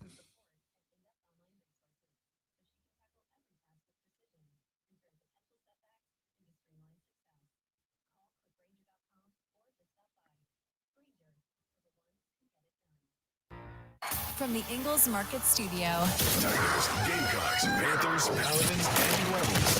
Hunt your ticket to the best local sports. 97.7 FM Greenville, 97.1 FM Spartanburg. Always streaming wherever you are on the Odyssey app. Upstate. Early birds get the sports scoop. The Rob Brown Show, now morning 6 to 10. On the Fan, Upstate. The Rob Brown Show rolls on, wrapping up our numero dos here on the radio broadcast. Let's get to some week 0 storylines to follow, I guess, is what we're going to go with. Let's go to some week 0 storylines to keep an eye. I've been sitting here doing this show with my collar halfway popped up, and none of you were going to tell me that. Sitting here like half a fraternity Delta Bravo, and none of you were going to go, hey, Rob, you look like a moron on screen. Not one of you was going to give me the heads up. Dude, you've been having that kind of morning, so it's like I thought you did it on purpose. No. It's like I mean business today. Get out of my way. That type of thing. Listen, as preppy golf brunch mimosa guy as I am, if you ever see me, Lonzo, with my collar popped, please be fully aware that it is me having been kidnapped and trying to send out a distress beacon is what that is. No. All right. I all right. And honestly, live stream broadcasting to the world with my collar accidentally popped, and none of you said anything. Dude, your collar, part of your collar, the majority of the show has been blocked out by your pop filter. So there's no way that anyone would have noticed. I noticed and I hate it and I'm mad at all of you. Okay, all there's right? I mean, so which side you saying the side that was most visible was popped up? Yeah, this side. It's also white. It's white and you're very pale. Okay, so there's it's probably the light that makes you, and you're wearing a white hat. I mean, you know, it's yeah. Week 0 storylines. We open it up with the Noles and the Georgia Tech Yellow Jackets. The most interesting thing about this game so far is the fact that the line has dropped by an entire field goal. Opened at Florida State minus 13.5. The line is now at minus 10.5. What does that mean? Well, it means that a large chunk of the betting public believed in Georgia Tech out of the gate. Now, the line has moved to 10.5. And it is now settled at 10.5. Vegas has effectively gotten what they've wanted, which is that right now, about 65% of the money in the last 2 days since this line settled at 10.5 has come in on Florida State. They will let this line sit right here until the tickets are level, until the money bet on both sides is level. Once it gets to level, I would expect to see this line move back to 11.5. But let's talk about the game itself. The first thing we're looking for, obviously, I don't think there's any way to put it, DJ Uiagalelei. That's the big question. The big question is, will we see a new and improved DJ? Will we see a better version of DJ than we saw at Oregon State? Because, yes, I think you can argue that the DJ Uiagalelei that we saw at Oregon State was better than the DJ Uiagalelei we saw at Clemson. However, I do not think that the DJ Uiagalelei that we saw at Oregon State was national championship quarterback material. I think he's a guy that can get Florida State to a bowl game. I think he's a guy that can get Florida State competitive within the ACC. Is he a guy that I think Florida State can trust to run through the playoffs if they were to win the ACC and make it? I don't know that I can go that far just yet. I would keep an eye on this. Georgia Tech is a good test for the remade offense of Florida State. Brent Key has put a lot of dudes on the defensive side of the football. Remember, he's got a couple of guys that he has taken from some more traditional powerhouse schools, added to both sides of the football. That is a team that went from 3-9 in 2021 to 5-7 in 2022 to 7-6 last year under Brent Key. And oh, by the way, over on the other side of the ball from DJ Uiagalelei is Haynes King. Threw for over 2,800 yards and rushed for over 700 yards for a combined 37 total touchdowns last year. Haynes King is the quarterback. Jamal Haynes is the running back. He is back after rushing for over 6 yards per carry last year for this Yellow Jacket offense. They also bring back their 2 leading tacklers on defense. They do have to replace a good chunk of the pass rush. They have some talent that they have brought in to do that, both on the recruiting trail and through the transfer portal this year. But this is a unit that will take some time to gel. That is both good and bad news for DJ Uiagalelei and the Florida State offense. On one hand, he's not going to get the catch-up, the tune-up, like a lot of teams do in week 1 when they play FCS squads. Nay, DJ Uiagalelei is going to be staring down the face of a team that won 7 games last year, and a lot of it had to do with a better-than-anticipated pass rush. A rebuilt pass rush this year, but a team that showed last year that it can get to the quarterback. This game is going to be a litmus test for Florida State. If you are a Clemson fan, this is one you are going to want to be tuned into. Why? Because this is likely, at least according to Vegas, your primary competition for the ACC crown, your primary competition to earning that bid for the ACC conference champion in the college football playoffs this year. And as we mentioned earlier, there is a path for the ACC to get multiple teams in. I will say that if the ACC championship was to result in 2 teams with 1 loss. Let's say Florida State beats Clemson in the regular season, Clemson beats Florida State in the ACC championship, and vice versa. If Clemson was to beat Florida State in the regular season, but the Noles were to claim the conference crown in the championship game, I do think you would get 2 teams in at that point. If you have 2 teams that end the season at 12-1, one of them wearing the crown, the other having beat that team in the regular season, there's a very good chance you get in. I will say that if one team ends with a record of 11-2 and the other team ends 13-0, obviously the 13 team is going. I don't know that an 11-2 ACC team is guaranteed anything. I am not saying that they won't go. I'm just not comfortable saying that they will at this point. This is your main source of competition in this conference if you're a Clemson fan, and that makes this game, to me, if you are a fan of Los Tigres, a must-watch football contest. 4 o'clock, Montana State is at New Mexico. Why is this one interesting? Well, there's a very good chance that this could be the first FCS over FBS win of the season. Montana State enters the season number 4 in the FCS preseason poll behind only South Dakota State, North Dakota State, and Montana. They bring back a quarterback who leads a rushing attack with 8.1 yards per carry as a rusher last year, while splitting time with former Wyoming quarterback Sean Chambers. That game could just be upset alert for an FBS team. 8 o'clock, SMU, taking on Nevada. The Mustangs playing their first game as members of the ACC. They take on a Nevada team that is rebuilding. Why is this one interesting? Well, because of what Lonzo has been saying since ACC Media Days. Rhett Lashley might have this team contending for an ACC title in their very first year. Outside, as we have mentioned a couple of times this week, outside of back-to-back games against FSU and Louisville, the Mustangs might have the easiest ACC schedule of all.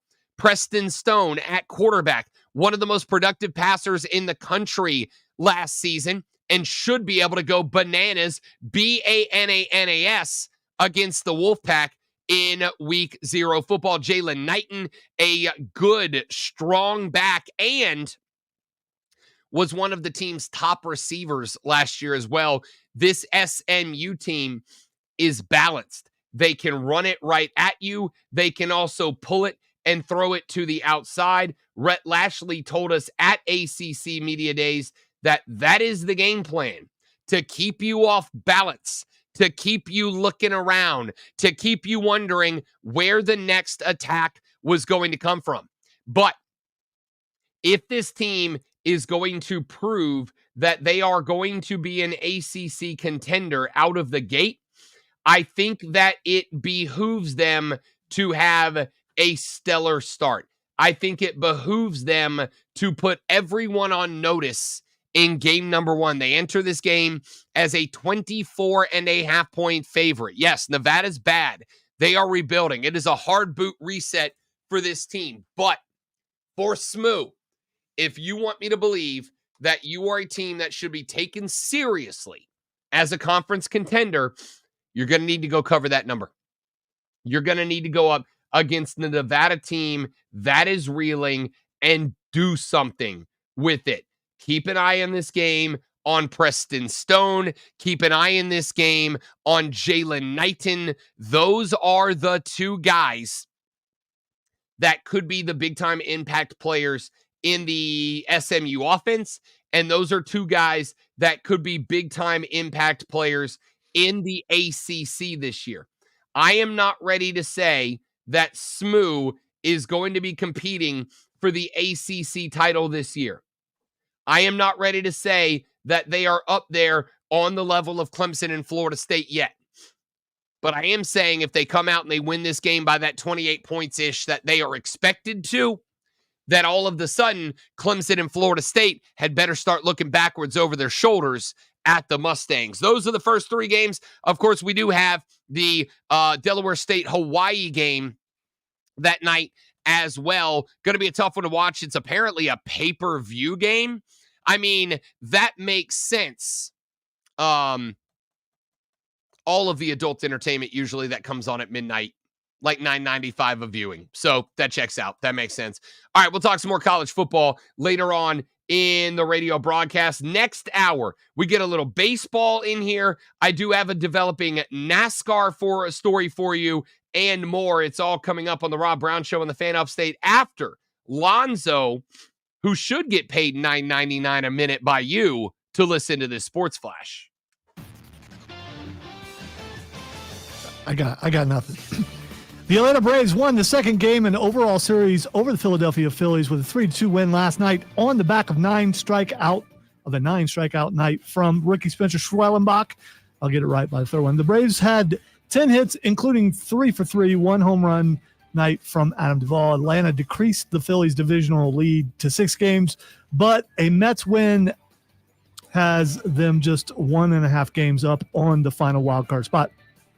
Chicago Bears ended their preseason with 34-21 win over the Chiefs on the back of a 9 of 13, 106-yard effort from backup Brett Rippon. Running back Velus Jones Jr. had 13 carries for 111 yards, and Tyler Scott had 99 yards of rushing. Tune in tonight at 7 p.m. as the Burns Rebels get the high school football season started as they head to T.L. Hanna to take on the Yellow Jackets. It's Burns versus T.L. Hanna tonight at 7. Up to the minute, upstate traffic. The Cordell and Cordell crash cam shows northbound 85, an accident at Highway 4.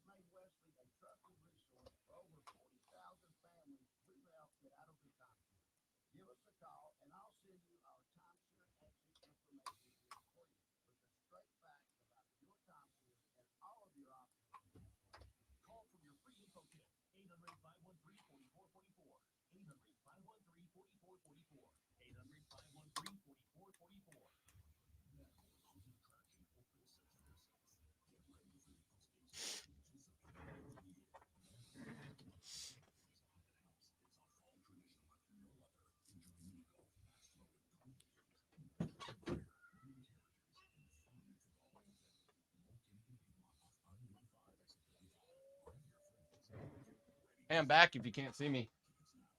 I see you. Thank you.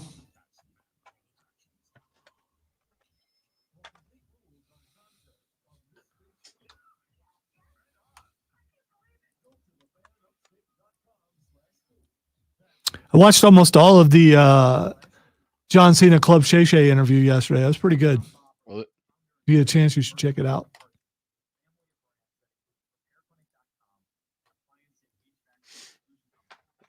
He's got a new show out with Aquafina. Yeah, it looks pretty good. I think it's a movie though. Is it a movie? I thought it was a show. I think it's a movie. And it was on last night. Well, I say Courtney started watching. I went in the room last night. She had gone to sleep, but it was on. So I don't know if she started it and fell asleep or what. We also watched him in the Ricky Stenicki movie with Zac Efron the other day.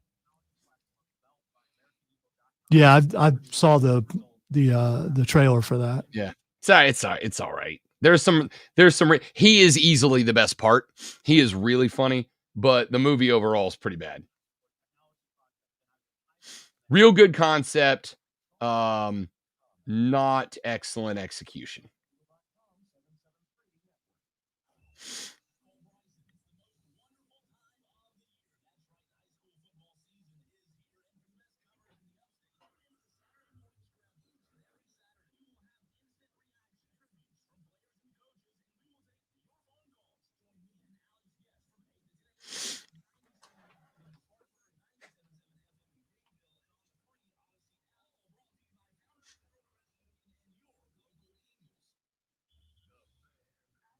WYRD Greenville. WORD Spartanburg. WFBC HD3 Greenville. W249DL Greenville. W246CV Spartanburg. The Fan. Upstate. An Odyssey Sports Station.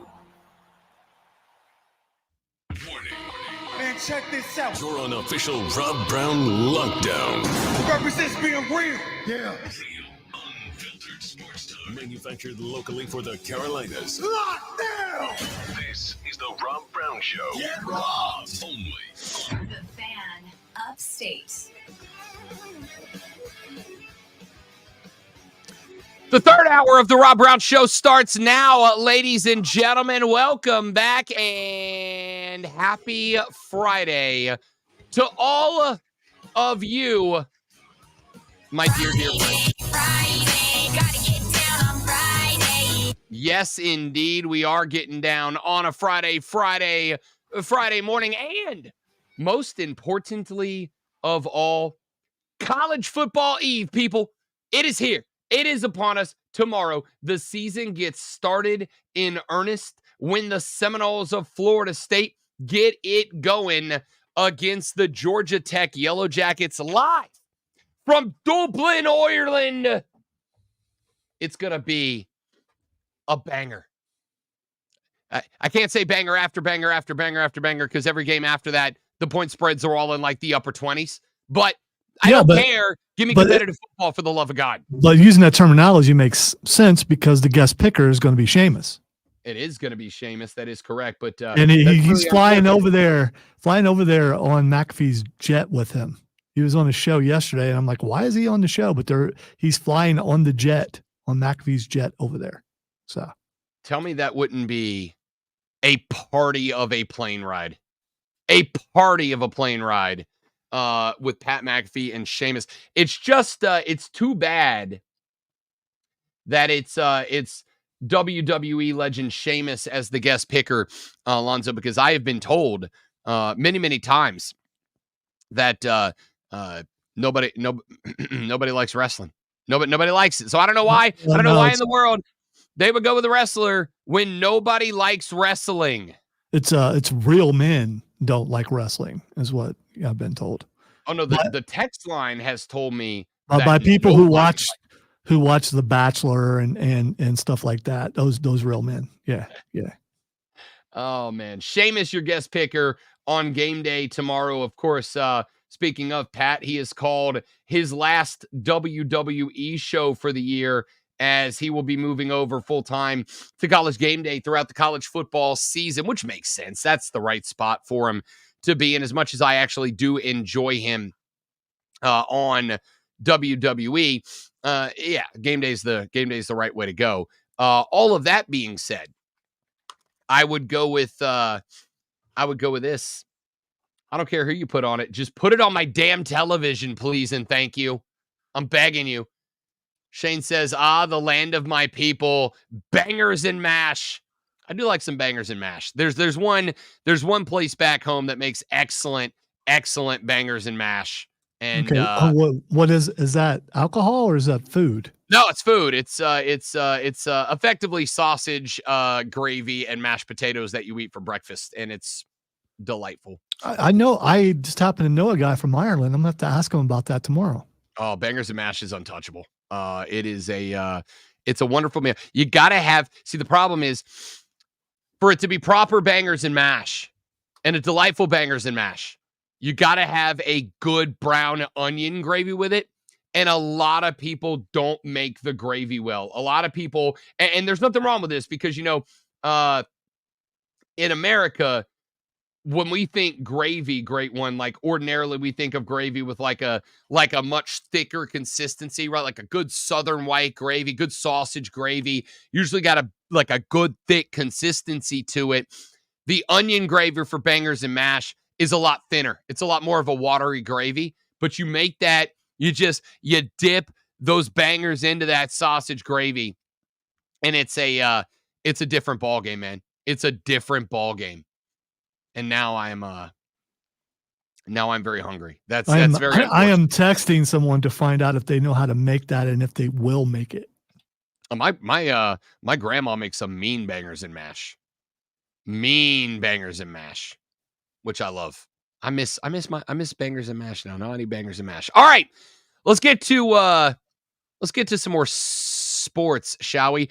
Lonzo, we now know for a fact that Dave Canales, head coach of the Carolina Panthers, is indeed a member of the Rob Brown Show Armada. Why?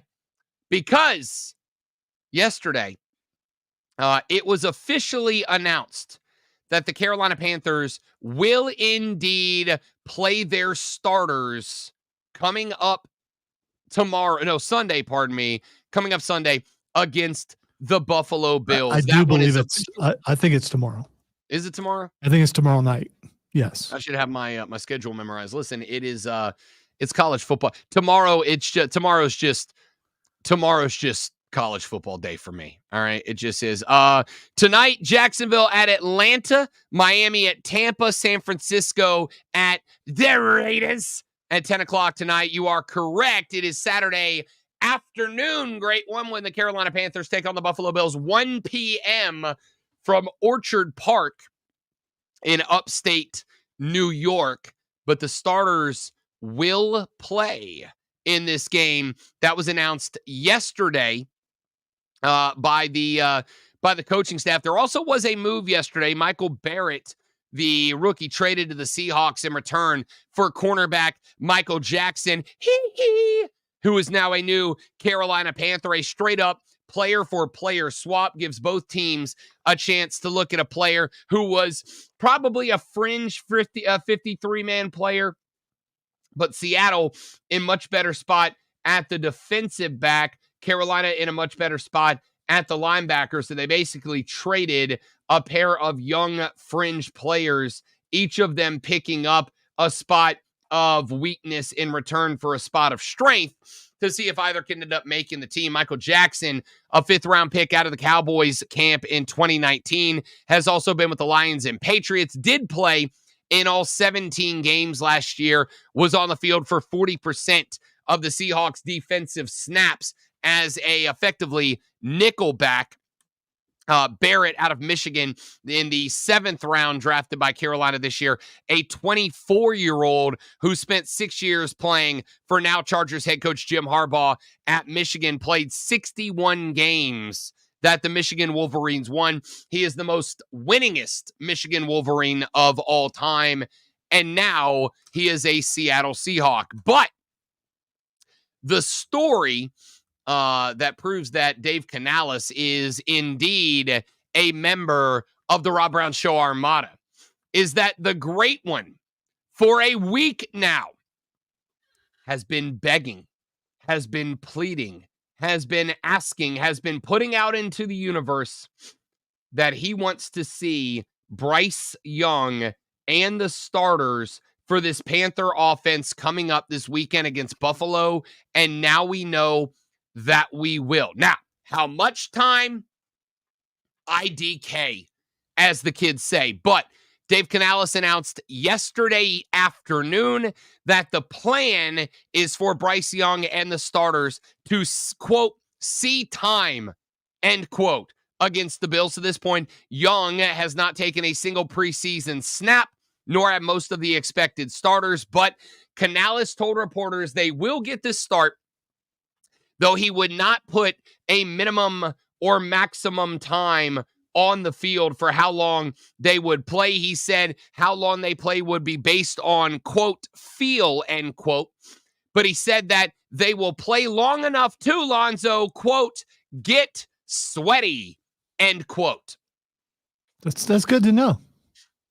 I mean, I get it, right? Because where they're playing is probably kind of cool in the afternoon, so it might take them a little while to get sweaty. Just saying.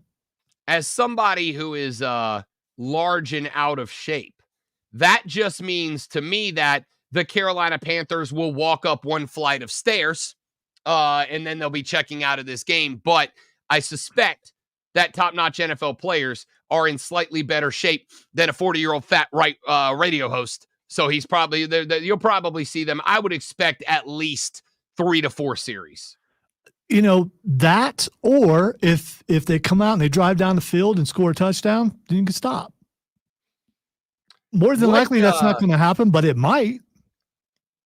What would, great one, since obviously the reason this is happening is Dave Canales heard you pleading for him to make it happen. What would make you happy tomorrow to see out of the starters? Is it mastery of the offense? Is it successful fundamentals? Is it something that's a little more than just vanilla play call? Like, what are you looking for?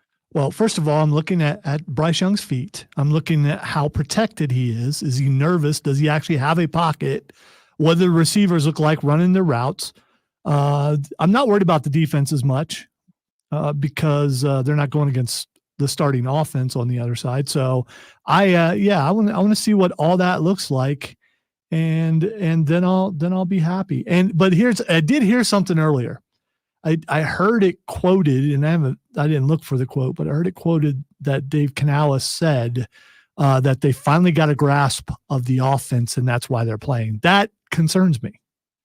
I mean, I get it's a brand new offense. I completely get that. But if it's taking this long to get a grasp of the offense enough that he's willing to put them on the field, that's not good. Well, I would have a couple of responses to that. The first would be, let's not forget that you have two groups of players here.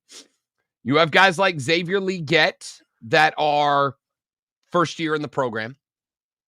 And you have a couple of guys like, Damian Lewis and Robert Woods that even though they are NFL veterans, it is also their first year in the program. Then you have a second group of guys that have been with the program, but in a story that we gave you earlier this week, and yet another unnecessary defense that I should not have to make of Bryce Young, but I did anyway. The story came out earlier this week and has yet to be refuted that last year, the Carolina Panthers changed their offense in entirety no less than 3 times. Which is why you should be good at adapting to new offenses, should be ready to go, because you got a lot of practice at changing offenses last year. That's not how it works at all. If you have ever had the pleasure of looking at an NFL offensive playbook, they're about that thick. All right. They're about yay thick. They're about 3.5, 4 inches tall. It's not easy. I don't want to be that guy, but my understanding is they don't use playbooks anymore. Almost everywhere they use iPads. So, but I know they used to be really thick. I like how I at least appreciate you saying, I don't want to be that guy before you were that guy. I appreciate you at least putting that out there. Thank you. That's how that's done, right? That's how you're supposed to do that. Yeah. No disrespect, but that butt carries a lot of weight. All right. It's a big butt. It's a sort of mix-a-lot size butt is what that is. So I am not surprised because a lot of these cats are on this team for the first time. So they are not just learning the playbook, but they are learning about the franchise as a whole. Number 2 is Dave Canales is an offensive guy. Dave Canales is a guy that I expected from the rip it was going to take some amount of time for guys to learn the Dave Canales offense. I don't think Dave runs an offense that I would be happy to describe as simple. Yes, it does not shock me that it took some time to learn the playbook. I expect that, assuming this team doesn't suck so bad that Dave Canales gets canned after less than 1 full year at the helm. But I would expect that next year would be different. A year in which the playbook is known, a year in which these guys come in aware of what the Dave Canales way looks like, et cetera, et cetera.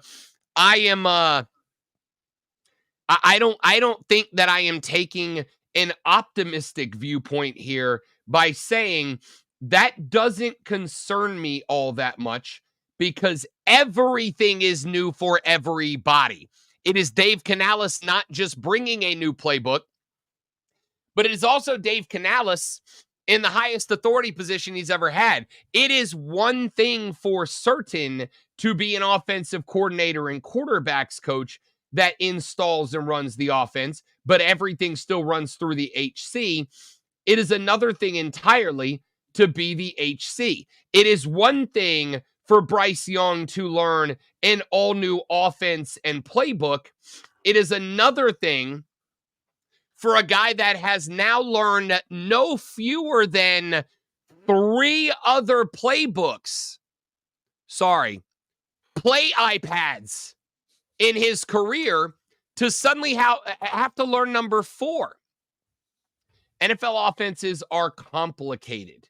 NFL offenses for quarterbacks are like brain surgery. You don't just show up on day one and get it. There's a reason med schoolers go to med school for like 4 years before they're allowed to talk to a patient. It's hard. It ain't easy. There's a lot of intricacies, a lot of things that change, that roll over here and there. So I get it. Yes, I would like to think that at this point, after this long of an off season, after this much camp, after Canales and Dan Morgan and co have been in charge since back in, what was it, late February, early March, that Bryce Young has had a lot of time looking through his play iPad. But to get out there on the football field and to do it is something entirely different. I won't panic. I will say this. If I watch this game tomorrow, because it'll be DVR'd because it's on at the same time as Georgia Tech, Florida State, and I'm watching football, okay? But if I DVR this game and I run this game back on Sunday and I watch this game on Sunday and the offense looks like it is confused, if the reads are bad, I'm not even particularly worried about the reads being, the delivery and all that. That's going to come with full speed, rhythm, routine, getting into it, doing it, right? It's one thing to go out there and hit balls on the driving range. It's another thing to stand on the first tee box and be staring down a fairway with a 20-foot wide landing area. Now you got to do it. It's a difference. Provided the offense looks like it knows what it's doing, provided the fundamentals are there, provided the reads are good, even if the execution is not, then I'll be happy. That's all I'm looking for. Show me that the knowledge is there, the understanding is there. Show me that you get it. And if you get it, then we'll be in real good shape.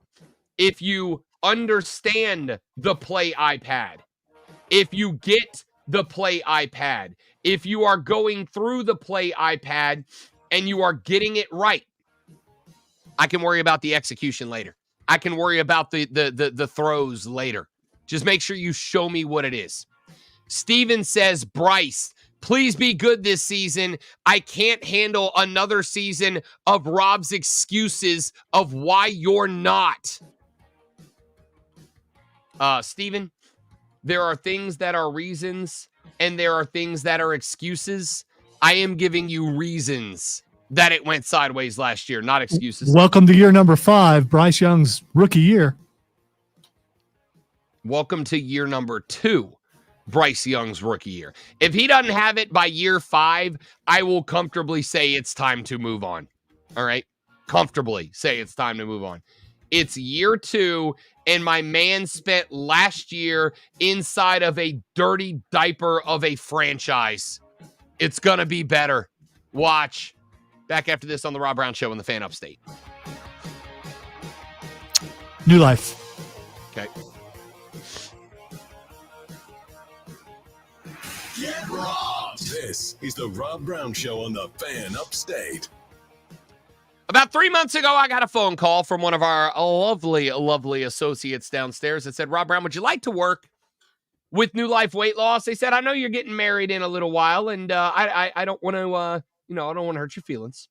But if you'd like to work with New Life Weight Loss, they'd be happy to have you as a partner. And I said, all right, let me look at him first. All right. I don't endorse anybody that I don't do the research and talk to them and look at. So I did. I had a conversation. I went and saw the folks at New Life. And when I did, I sat down and the young lady in charge said, hey, Rob Brown, tell me about your life. And I said, it's crazy. It's crazy. I'm up very early in the morning. I stay up until far too late at night. My days are packed full, start to finish, top to bottom. I work 64 jobs. It just never stops. She said, why do you think you've had problems losing weight in the past?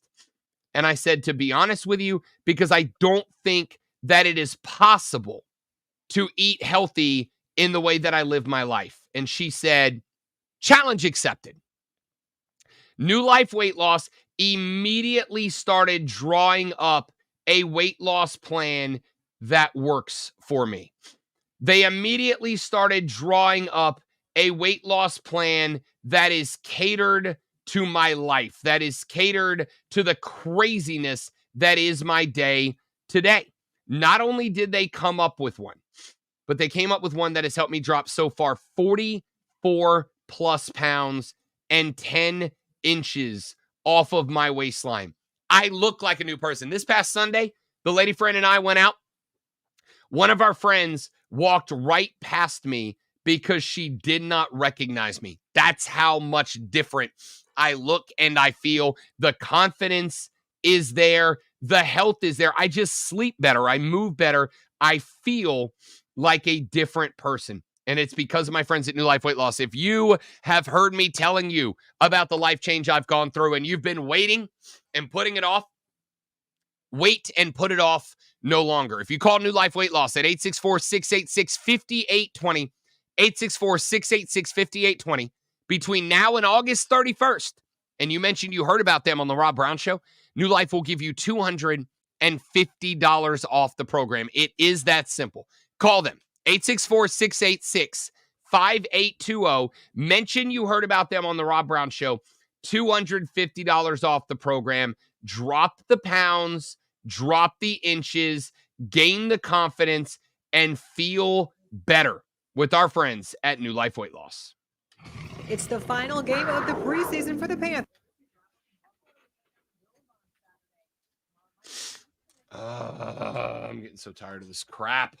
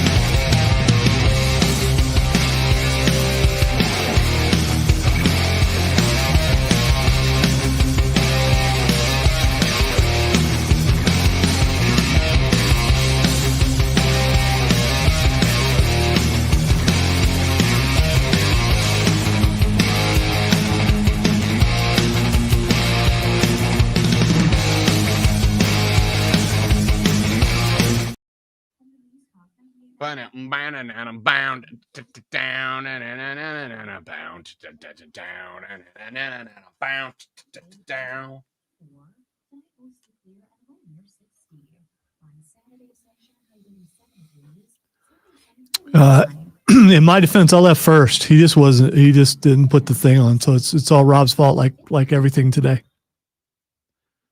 All his fault. Everything.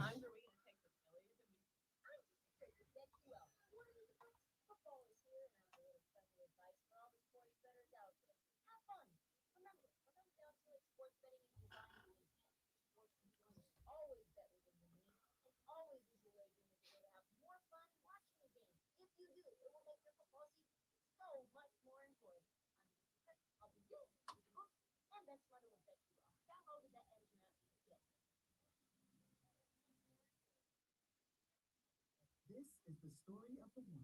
As head of maintenance at a concert hall, he knows the show must always go on. That's why he works behind the scenes, ensuring every light is working, the HVAC is humming, and his facility shines. With Granger's supplies and solutions for every challenge he faces, plus 24/7 customer support, his venue never misses a beat. Call quickgranger.com or just stop by. Granger, for the ones who get it done. That haunted attraction opens September 6th. Get ready for the upstate's most anticipated event of the year. Mad World is much more than just a haunted house. It's a fall tradition like no other. Enjoy mini golf, axe throwing, carnival games, food, bonfire, roaming characters, and fun for the whole family. Get in Piedmont off I-85 exit 35. Grab your friends and get ready to scream. Buy your tickets now at madworldattractions.com. That's madworldattractions.com. Set your kids up for a lifetime of financial success with Smart Start from Founders Federal Credit Union. Just like learning the rules of football, understanding money management is crucial. Our Smart Start products and educational resources help teach kids the basics of saving, budgeting, and smart spending. Give your young MVPs the skills they need to move the chains on their financial futures. Learn more at foundersfcu.com/smartstart. Federally insured by NCUA. Membership qualification required. Terms and conditions apply. Did you know Greenville County Animal Care has cats and dogs just waiting to find their forever family? When you adopt from Greenville County Animal Care, you're getting an animal who has been spayed or neutered, is microchipped, and is up to date on vaccinations. Most pets can be brought home the same day you adopt. We do charge a small fee to adopt a pet to help us help more animals, but sometimes we have adoption specials and the fees are waived. As a service to veterans, all adoptions are free. Visit greenvillepets.org to learn more. It's empty. Thirsty. And go in nearby convenience store and fill with a Pepsi Zero Sugar Mountain Dew or Star. Grab a delicious, refreshing Pepsi for the road. 9 out of 10 hiring managers are having difficulty hiring. Robert Half is here to help. Our recruiting professionals utilize an award-winning AI to connect businesses with highly skilled talent. At Robert Half, we know talent. Visit roberthalf.com/talent today. Your coworkers might annoy you, but we promise we won't. Download the free Odyssey app and you can listen to us at work while you tackle your inbox or get ready for another meeting that probably could have been an email. Tune in late, you can rewind your favorite live shows to catch what you missed. And with chapters, easily jump to the topics that you care about most, like the latest updates from your team. Your sports talk, your way. The Odyssey app. Download it today. Today, expect sunny skies with a high of 84. Weather brought to you by Staples. Your local Staples store has hot deals and super low prices on everything for back to school, even technology. Save even more with the Easy Rewards program at Staples. Sponsored by Bank of America. Bank of America has powerful 30 seconds. solutions for local and global businesses, so you can make every move matter. Visit bankofamerica.com/banking for business to learn more. Bank of America NA. Copyright 2024. Defending Southern Conference champion Furman is ready to kick off the 2024 college football season. Hi, everybody. Dan Scott, voice of the Paladins here, inviting you to join me and all of the crew on August 31st, Saturday night, as the Paladins go into SEC country to take on Ole Miss. The Pepsi pregame show will begin at 5:30 p.m. with the kick at 7 o'clock. It's Furman, Ole Miss, opening the 2024 college football season. Catch all the action on the Fan Upstate. Steven, the verdict on the car is Dr. Robin Lonzo, 844-FAN-PHONE. And the PlayStation is going to be put off a long ways. This is the award-winning Rob Brown Show, mornings. On the Fan Upstate.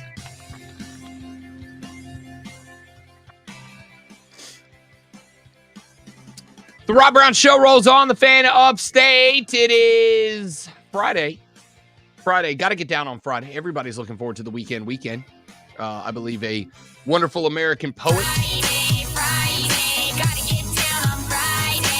Rebecca Black, once told us that it is Friday, and we do indeed got to get down on Friday. So get down we shall, my dear friends. Robin the Great One Lonzo with you Very quick story here in the world of NASCAR is that we do have a bit of a short segment. The number 11 Joe Gibbs Racing Team and Denny Hamlin were issued an L2 level penalty for violating NASCAR's engine inspection requirements. That's what the sanctioning body announced yesterday. I'm not going to get into all of the specific rules, but suffice to say, Hamlin and Joe Gibbs were each docked 75 points and 10 playoff points. Crew chief Chris Gabehart was fined $100,000. One NASCAR rule states that all race-winning engines must be long block sealed by NASCAR and completely inspected by NASCAR before the engine may be disassembled by the team. If the team chooses to use the long block sealed race engine again before being inspected, the engine must be used in the same vehicle number the next time it is used. According to NASCAR, that did not happen, and the seals placed on the engine that must be removed only with approval from NASCAR were not done correctly. The penalties leveled against Hamlin and the number 11 team are the lowest L2 level penalties permissible according to the rulebook. Additionally, Hamlin's Bristol win will no longer count toward eligibility for the NASCAR Cup Series playoffs, advancement in the playoffs, or eligibility for non-points events and tiebreakers. Hamlin is a 3-time race winner in 2024, so he is still locked into the playoffs, but the penalty drops Hamlin from 3rd in the regular season standings to 6th, which effectively eliminates him from contention to win the regular season championship, along with all of the accolades, awards, and bonuses that would come along with that accomplishment. So a relatively big story coming out of NASCAR. Denny Hamlin has been moved from 3rd down to 6th. He will likely be unable to win the regular season championship with just a few races remaining in the regular season before we begin the 10 race postseason. Denny Hamlin will have a chance to win the postseason championship, obviously, as he is officially locked in. We have 2 more regular season races in NASCAR this Saturday at 7:30 p.m. The boys will be down at Daytona for the summer race at the Great American Speedway. And then September 1st, next Sunday, we'll be down the road in South Carolina at Darlington. The Lady in Black will host the final regular season race for the NASCAR season. The playoffs will then begin on the 8th of September with a race right down the road in Atlanta. The playoff schedule is going to be the 8th at Atlanta, September 15th at Watkins Glen. We'll run a race in the nighttime at Bristol on the 21st. The NASCAR Cup Series at Kansas on the 29th. Talladega, October 6th. The Roval at Charlotte, October 13th.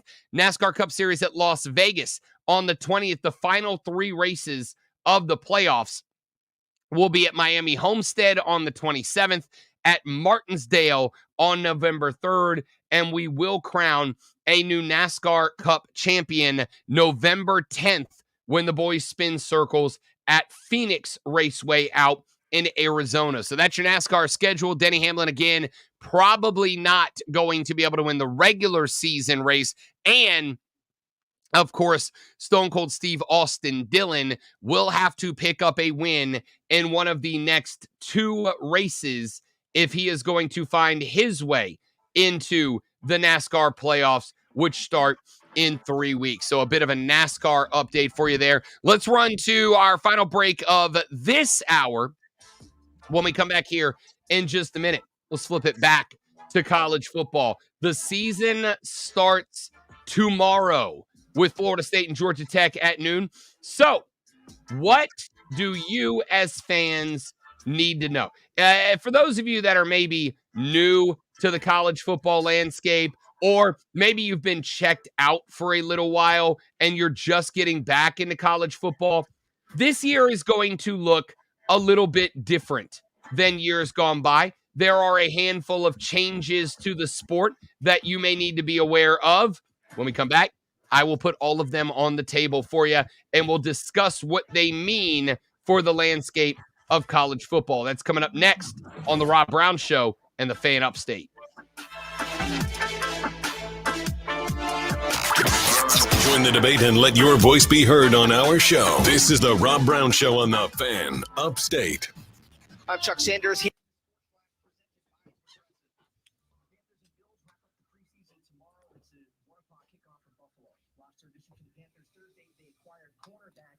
Jackson in a trade with the Seahawks. The team sent rookie linebacker Michael Barrett to Seattle on exchange. Swung on, driven deep to left center field. That's got a chance to get out of here. It is gone! Braves radio 3-2 the final over the Phillies on Thursday. Spencer Schwellenbach struck out 9 over 6 2/3. He allowed 2 runs on 3 hits. Atlanta able to fight off an 8 strikeout effort from Christopher Sanchez. Matt Olson hit an RBI double in the 3rd. Adam Duvall ripped a solo homer to center field in the 6th. That stood up as the game winner. Atlanta's now 6 games out of first place behind the Phillies in the NL East race. They're still in possession of the 3rd and last National League wild card. Bundle auto and home, renters or condo, and save with Progressive. Download the Odyssey app, search the Fan Upstate, and listen anywhere on your phone. I'm Chuck Sanders. That's the Sports Flash of the Fan Upstate. Up to the minute upstate traffic. Southbound 85 is a slow crawl from Dillard Creek through Highway 14 and onto Pelham Road. Northbound 85 is sluggish from 385 to Pelham. The Cordell and Cordell crash cam shows an accident. Tying things up at the dead end of Highway 80. 14, further up Highway 14 has issues at Silver Road. From the News Talk 98.9 WORD Traffic Center, I'm Bill Brooks on the Fan Upstate. Joey Hudson here for locally owned American-made windows. Listen, if you need new windows, you need to know that those unbelievable deals. I hope you're okay, Shane. Sound like a big risk. Oh, man.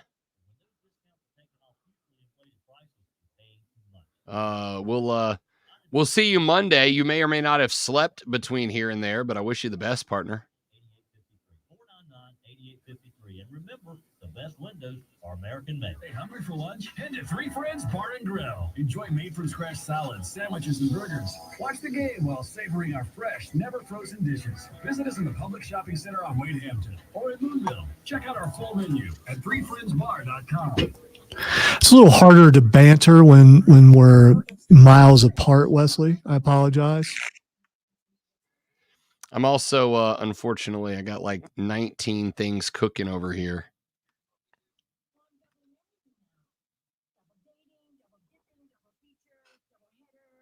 It is a day, boys and girls. I tried a Red Bull once, made it like a third way through the can, and then my heart was racing so bad that it's like, yeah, this stuff is not for me.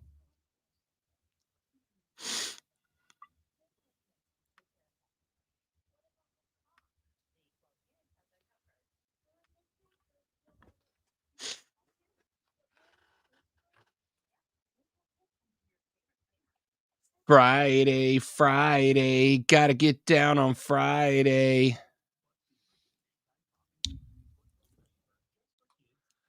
If I drink a Red Bull or something like that, I will have the energy of Woody Woodpecker or the early Bugs Bunny when he was like really long before he, just like crazy, which is like I was when I was younger. I'm not like that anymore, except sometimes.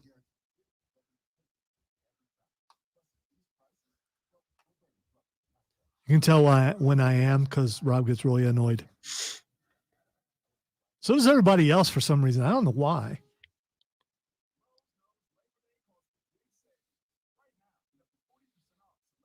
You think fun should be the same for everybody? Because, sometimes one person could be having fun and the other person is not. That's just not fair. I, unfortunately, have not been able to have fun since last Friday. It is a struggle right now. 97.7 FM Greenville. 97.1 Struggle is real, yo! Live on the free Odyssey app. Now, the Infinity Sports Network. Your guide to the gridiron, the maestro of the matchups and the keeper of all things. It's not cool warm, in the by the way. sports world. It's not. This is the Rob Brown Show. Oh, yeah. Lonzo's here too. This is the Fan Upstate. The Rob Brown Show continues. It is the Fan Upstate. Rob, the great one, Lonzo, with you here on the show. If you want to be a part of the show, now's an excellent time to do it. The text line is open for you at 71307. 71307. Texter says, Rob, if they don't actually use playbooks, then what in the world was in Bryce Young's backpack? Lonzo, I will turn you loose. Let's play a game that I don't want to play. What was in Bryce Young's backpack? Well, first of all, it would be a Switch, not a Xbox or a PlayStation, because Switches are for for youngers. Also, Don't you have a Switch? I do, but I have all game systems except for one, unlike you. But you do have a Switch that you were just literally making fun of. Because of I do, but I have the small one. He's got to have the big one because anyway. So you said let me loose, and then you're going to go at me. So he also has a stack of Mad magazines because that's what the kids these days are still looking at. He also may have they're looking at Mad magazine. He may have a Maxim switched in there in between because it starts with an M in case his mom was to look through. She would just see the M's and not think it was anything else. He also has some of a juice box, except like several juice boxes because it's going to be a long day. A lunch box, which is a Pokemon lunch box. It's vintage though, so he has to be careful. He doesn't want to dent it in the backpack. Inside we have the sandwich, which is a very healthy sandwich, crust trimmed off because mom takes care of him, and for some reason he still doesn't like the crust.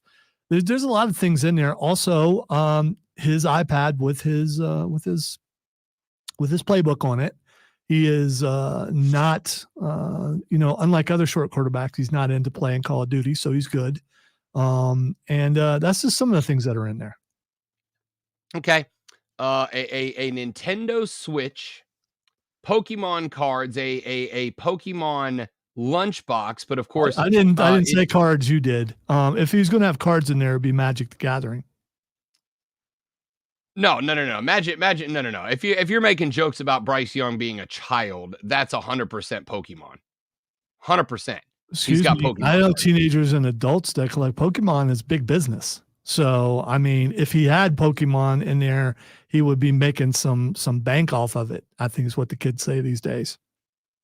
I mean, I never got the Pokemon thing. Let me phrase that. I got it. It wasn't for. I was never a big card battle game guy. Yu-Gi-Oh. You look like a Yu-Gi-Oh guy. You absolutely look like a Yu-Gi-Oh. None of those are. And I think it's because, like, I don't think this makes me look bad. My dad taught me how to play poker when I was a kid. So, like, if I was playing cards, I was playing poker. I never got it, but I think a lot of that has to do with the fact that, like, you had to be thinking about strategy 8, 9, 10 moves out, and that's not my style. There we go. Not a chess guy. Is that what you're saying? No, not a chess guy. All right. And for no other reason that no matter how hard I tried, I just never got good at it. I could try. People could, you got to do this. You got to. Yeah, no. I know. I get it. Like, I understand the concept. I'm just incapable of doing it. That's the problem. I just can't get it done. It's because I know what to do. I'm just bad at it. It's errant thoughts and inability to focus. But that's fine. I mean, it's not everyone can do that sort of thing. I know. No, I'm acknowledging fully that I absolutely cannot. I'm incapable of doing it. I didn't play those games as a youth because they didn't exist yet because I'm old. As a Ute. All right, we have gotten some stuff what we have talked about so far this morning on the show. Text line open again, 71307. Start your text with FAN. Texter says, in Bryce Young's backpack. Let's play that game. What was in Bryce Young's backpack, listeners? Oh, God, I'm regretting this already. Texter said, obviously, lift attachments for his cleats. It's like if if you watch wrestling, there are certain wrestlers who think they need to be taller. So if you look at their shoes, like Xavier Woods, you notice that he has like extensions on the shoes. They have their shoes specially made to be a couple inches higher. They're not platforms, but they give you a couple. He probably has some of those for sure. There are. I'm gonna be watching his cleats tomorrow. There are politicians who do that too. Huh? Gotta be tall. I gotta be the tallest guy. I gotta be the tallest guy. Give me some fake shoes. Gotta be the tallest guy. All right, you legitimately lost me there, but that's fine. That's okay. We'll roll on. Text 71307. Start your text with fan. A texter asked if they're not using playbooks, what was in Bryce Young's backpack? I will allow you listeners, against my better judgment, to answer that question. What was in Bryce's backpack? Zach says his oh my God. See, I don't know what that is either. So, I mean, his spend a night clothes. Oh, I get it now. You know how you read something, but you don't read it exactly. And then once you said it, now I get it. Okay. Yeah. If you're going to go somewhere and spend a night, you got to bring the spend a night clothes. Yeah. So Bryce Young's pajamas in there, his Superman pajamas in the backpack. He's got DBZ pajamas. Steven said, any chance he has a foldable stool in the backpack? Oh, I regret this decision. I don't want to do this anymore. This wasn't fun. This was not a fun time for me. His spend a night clothes. That's really good.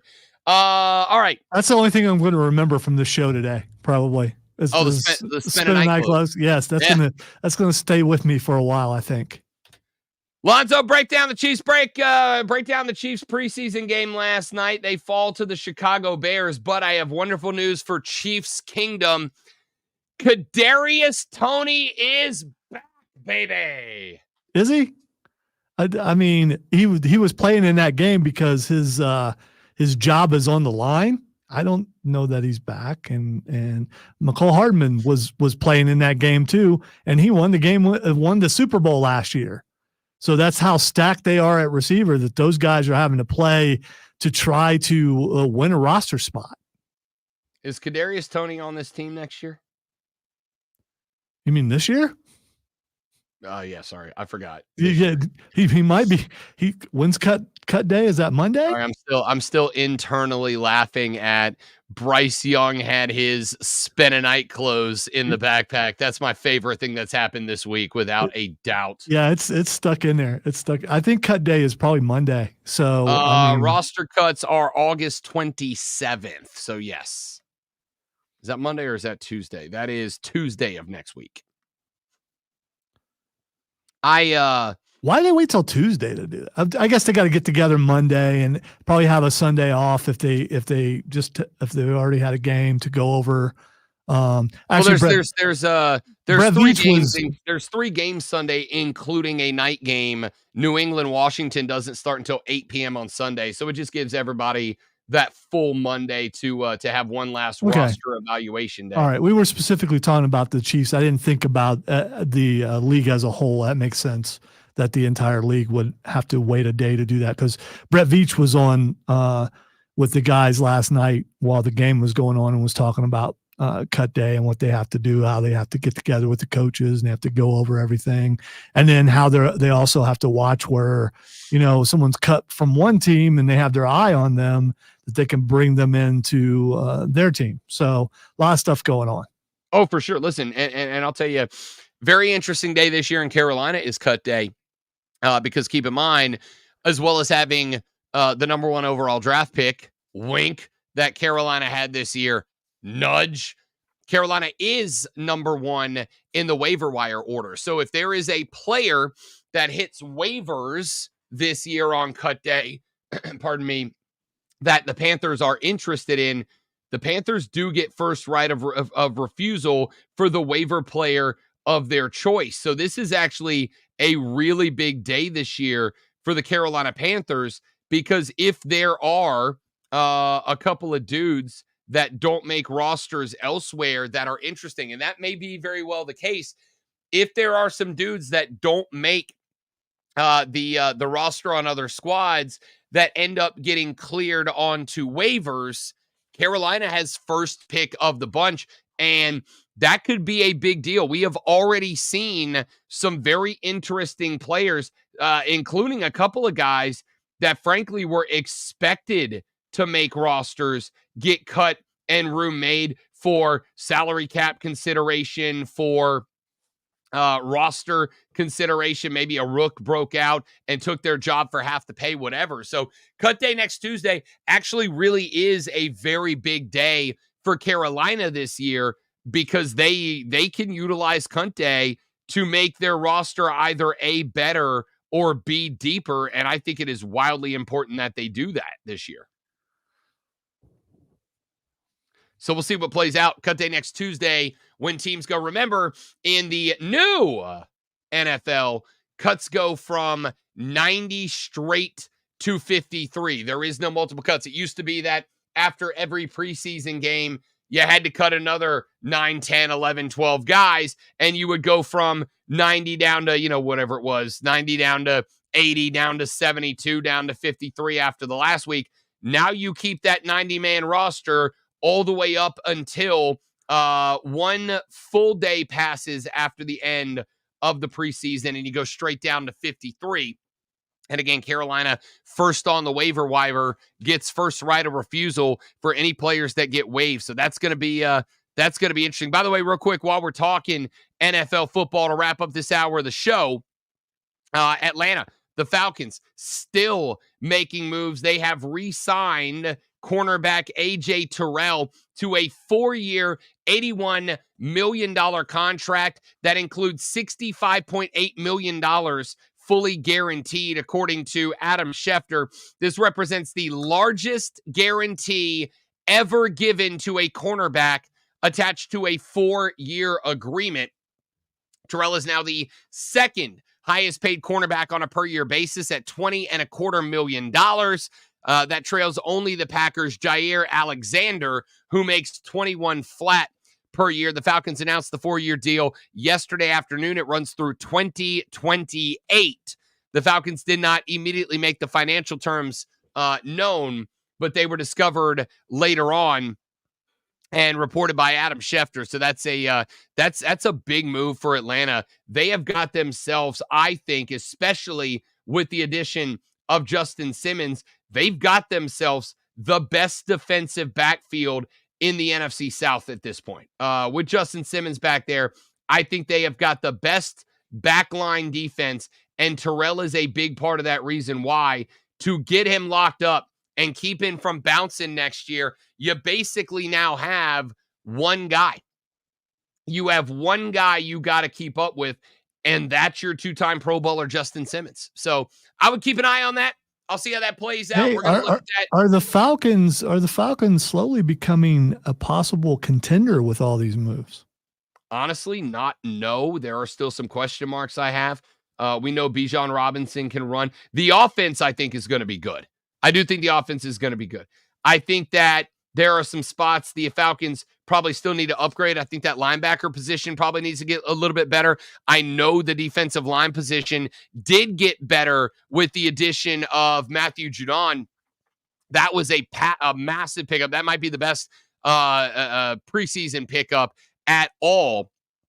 But you also still have Grady Jarrett playing at your defensive end. That guy's been probably down. David Onyemata was a guy that got cut from New Orleans, and it ain't exactly like it was because New Orleans was stacked. So I still think there are some question marks across the defensive line. I think they're better now at the linebacker position if they are going to indeed run a 3-4. Honestly, they might switch 4-3 this year. We'll find out.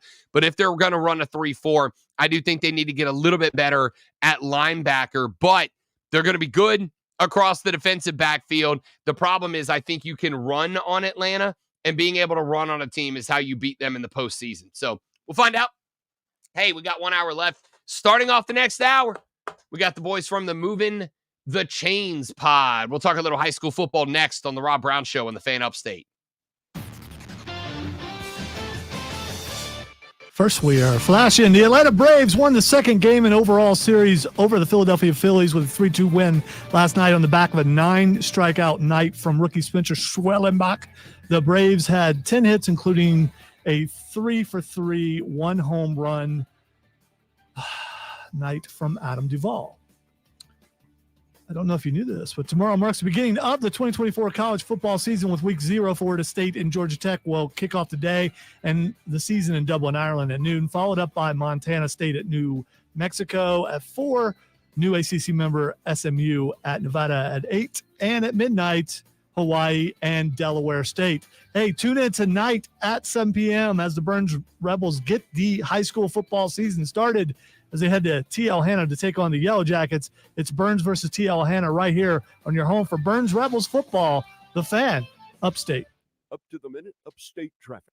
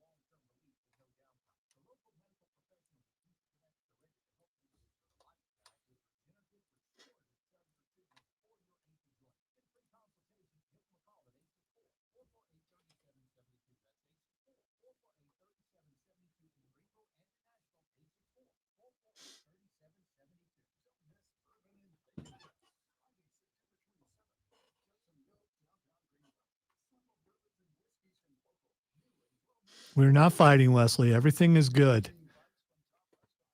Everything is awesome. Except for it's not for Rob. So, I mean, you know, his mind is elsewhere. It's okay. I don't need a setup. I'm good. He's not saying, I'm mad at Lonzo, so I'm not going to set him up. Although it was unusual because usually he does at least attempt it. Yeah, I'm not going to lie. I forgot what break we were going into.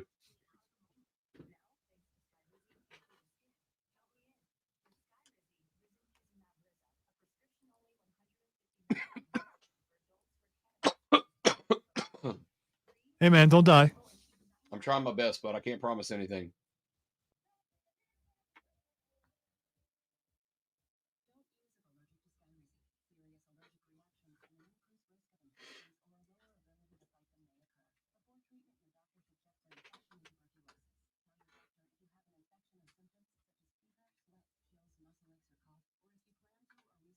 Oh, fucking hell. Hang on, everybody. I got to move the camera.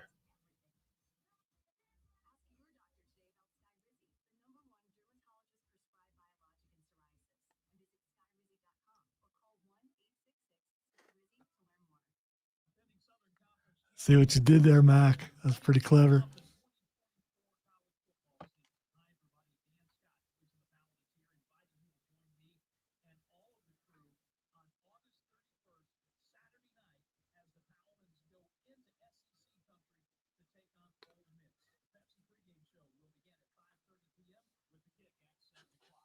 Daggum Chino Pods.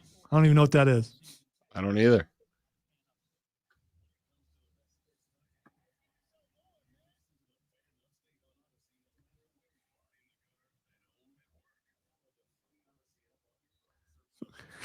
What do you mean not in the stupid? Did you mean to write it that way?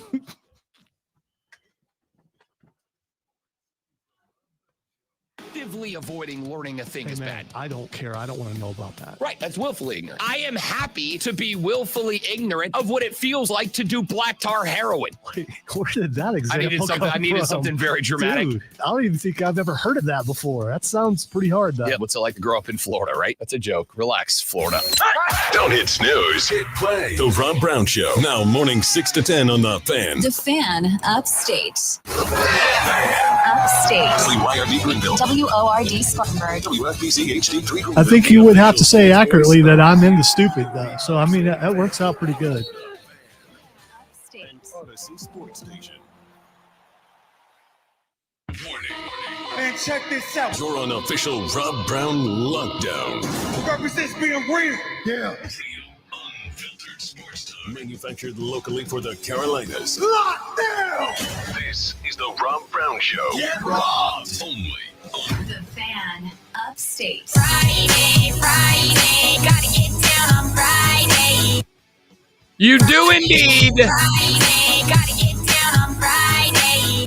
Gotta get down on. Friday, gotta get down on Friday.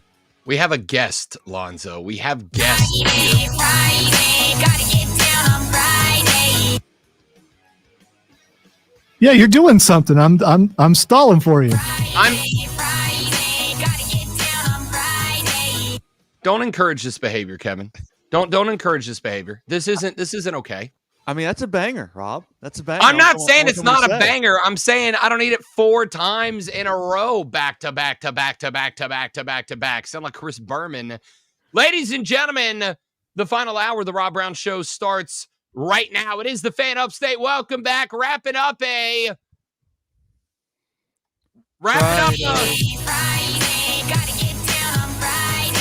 Hey, there's a slight delay. I mean, it's half a second. That's always, and I wasn't paying attention. Yeah.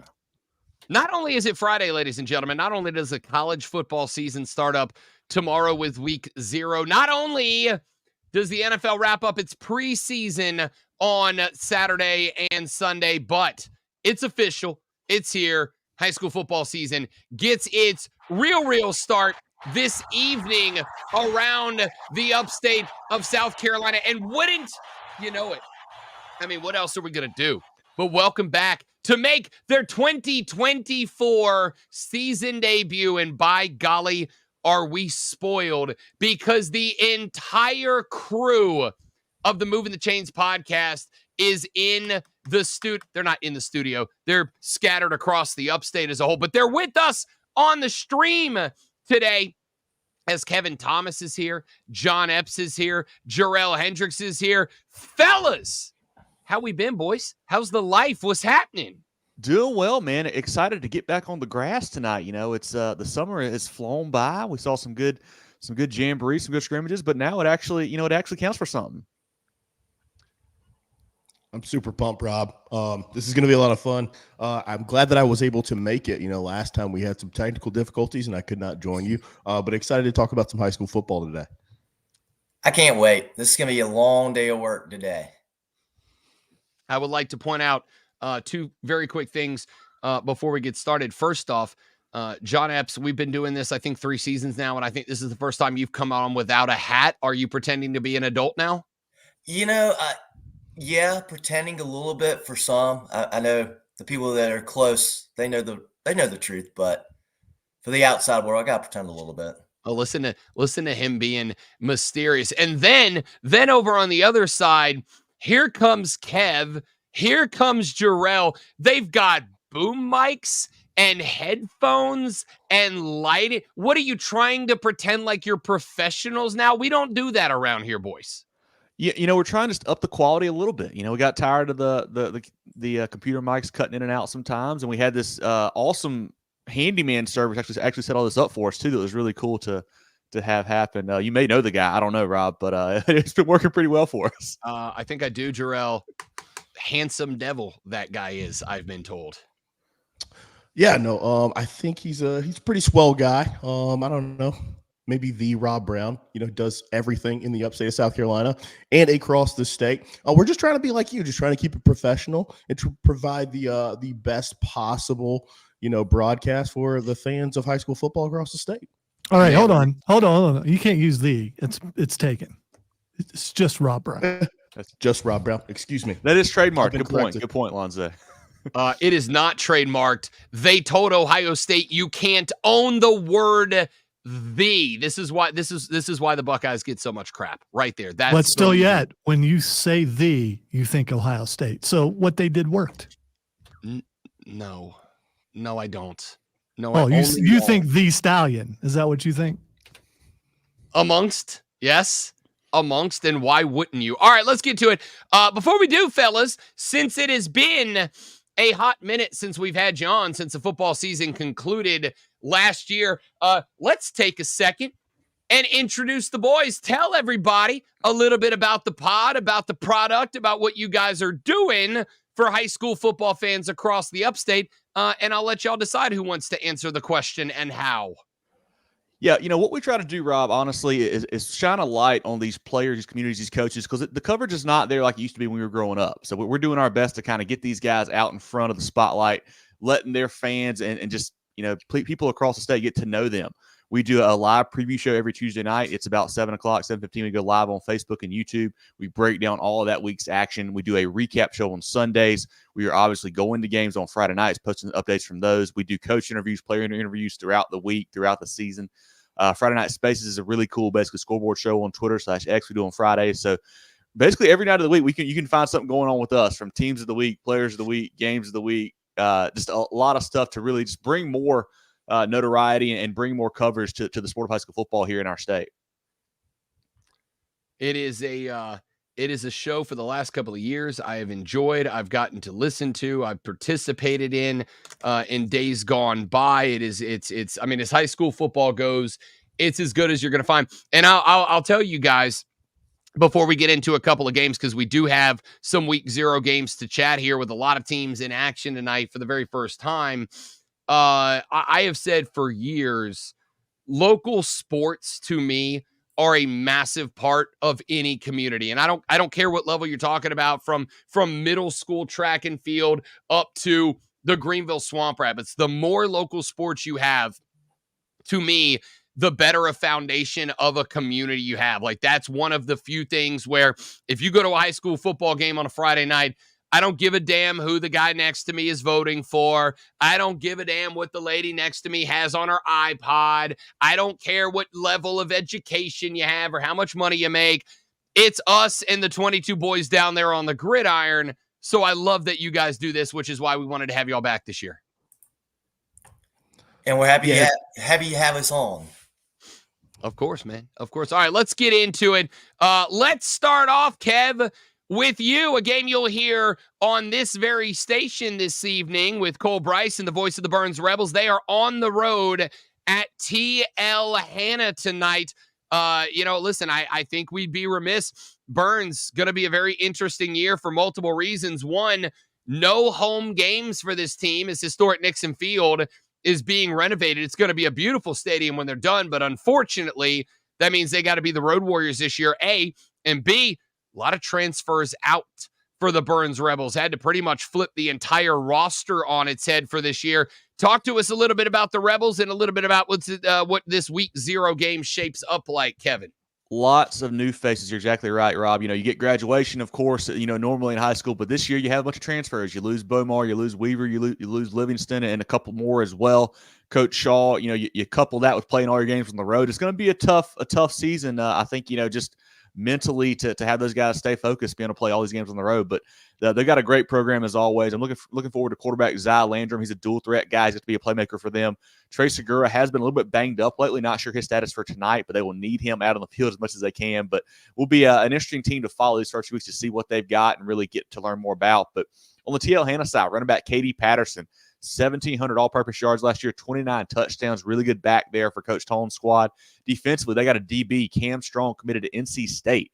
He is a physical specimen. He's a kid to watch for there. We mentioned Coach Tone, who does a fantastic job there. They're going to run the ball down your throat with that kind of misdirection, triple option offense, whatever you want to call it. Always a tough team to play.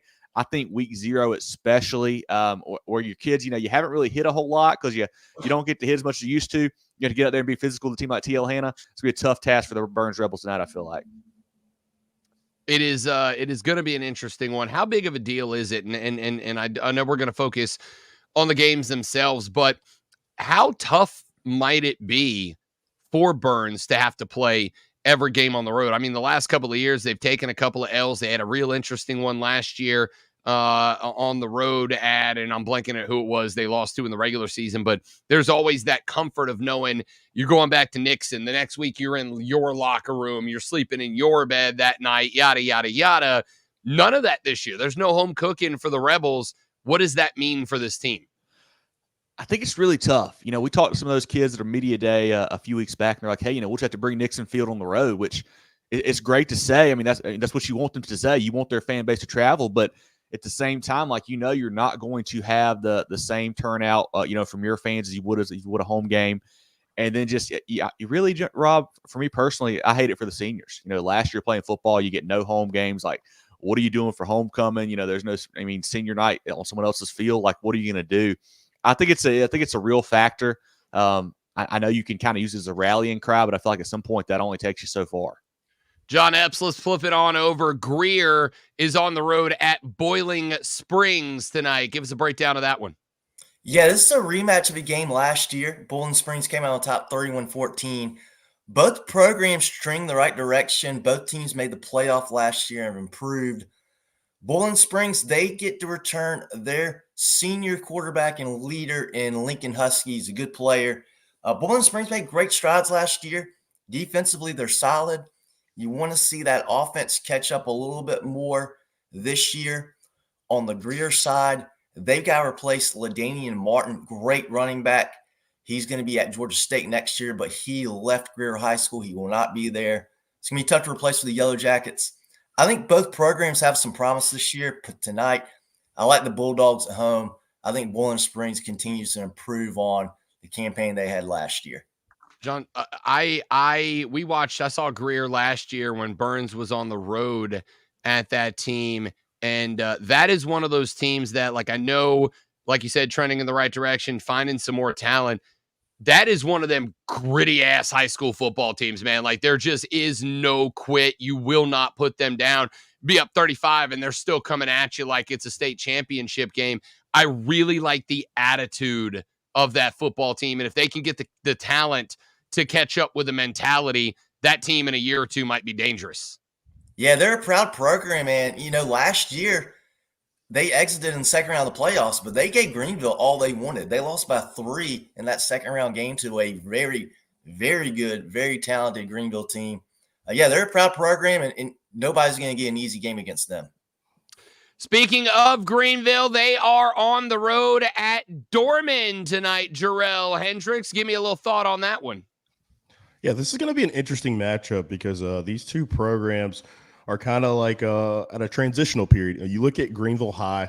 I mean, they lose Coach Greg Porter, who moves on to Lawrence High School, and we welcome in the J-Bo Shaw era. People in South Carolina know that last name. Obviously, Connor Shaw's brother. J-Bo had a lot of success coaching football in the state of Georgia. He moves over to Greenville High.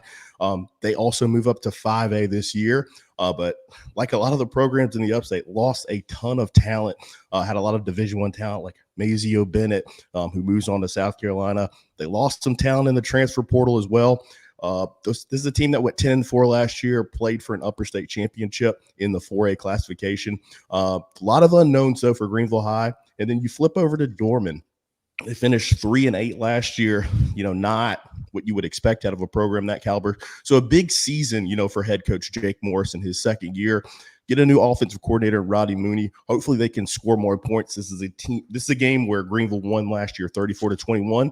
But I think Dorman gets off on the right foot and they're able to win tonight over in Cavalier Stadium. You mentioned that jump to 5A. For folks that maybe don't follow the teams that are going up and down in classifications and all that, what does that mean for a team to have to take that step up? Is it just roster size? Is there a visible amount of talent that changes when you go up in a classification? What does that jump to 5A mean? For a team like Greenville and a program like Greenville, it's not too big of a jump, I would say. A lot of teams, it's been a little bit more difficult. You know, a lot of the classification and the shifting this year had to deal with the multiplier that was implemented due to a lot of the charter schools, private schools, and things like that in the state. So it affected a school like Greenville High, you know, who welcomes in, you know, students from outside of their original attendance zone because it is a magnet school for the county. It is a very good high school. But when it comes to the football field, I don't think it's going to be that big of a deal for the Red Raiders. I think more of the issue for them is transition in coach, transition in players due to graduation and transfers. Jarrell Hendricks, John Epps, Kevin Thomas, the boys from the Moving the Chains pod. Before we let you go, tell everybody where they can find your stuff, where they can stay tuned throughout the course of the season as you guys carry on with high school week 0 and beyond. For sure. Moving Chains, MOVINCHAINS, no G on that. That's our handle on X/Twitter, Instagram, and more. We're also on YouTube, Facebook, of course, at Moving the Chains, podcast on Apple, Spotify, Google, and more. Basically, anywhere you get information, we're there, Rob. Find them at Moving Chains. And most importantly, John, I need you to wear a hat next week. I've known you 4 years. This is the first time I've ever seen your hair. I'm glad to know you have some, though. That's a good look. Me too. I was scared cutting it. It would just all fall off. But, you know, I won't make that mistake again. I'll make a mistake once, but I won't do it again. I like it. Jarrell Hendricks, my man, good to see you again, buddy. Thank you for honoring us by taking the time to show up. Hey, you know what? I really could not miss this opportunity. And I've been thinking about it for 9 months now. Would not let you and Lonzo down, and couldn't let my guys down, John and Kevin, as well. So appreciate, you know, allowing me to throw my terrible voice over the airwaves of the upstate of South Carolina. Stop it. You're like the Barry White of high school football. Knock it off. Jarrell Hendricks, Kevin Thomas, John Epps. They are the Moving the Chains pod. Again, you can find them on Facebook at facebook.com/Moving Chains. No G. All right. No G. Just Moving Chains. Same on Twitter and Instagram. And the podcast available on Spotify, Apple Podcasts, Google Podcasts. If you are on X, make sure you follow them. You guys going to be doing the Friday night post-game shows again this year? Yes, sir. About 10:30 or so, probably. Whenever we get back to the car when the game wraps up, we'll be up and live. They stay up late on Fridays, and it doesn't involve Jägermeister anymore, and they do it for you people, all right? The Moving the Chains pod, Kevin, John, Jarrell, fellas, great to see y'all. Welcome back. We'll talk to you next Friday for week 1, my dudes. Appreciate you, Rob. Thanks, fellas. Anytime. Thanks, John, Jarrell, and Kevin, the Moving the Chains pod. Again, find them on Facebook, facebook.com/Moving Chains, on Twitter and Instagram at Moving Chains. And you can find the podcast on Spotify, Apple, Google Podcasts. And of course, their website is up at movingchains.com. They'll be back for week 1 action next week when we start to see how everything starts to break down. We're back after this for the next segment of the Rob Brown Show and the Fan Upstate. Never miss a big one.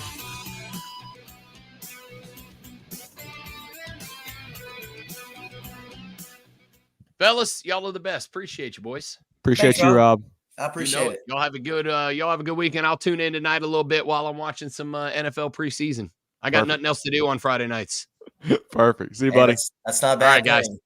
See ya. We'll see y'all.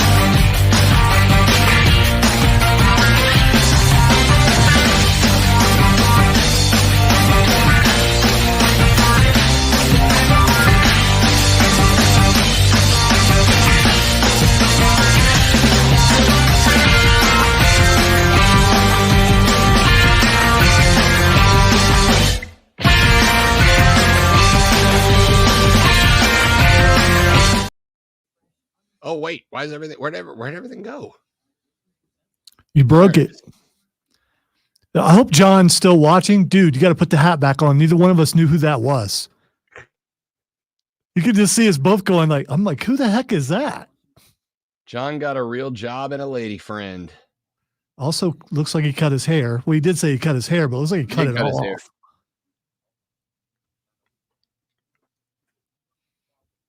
It's like when you've worked with someone or you know someone who's had a beard for like 10 years and so they come in without it. It's the same sort of thing. It's weird.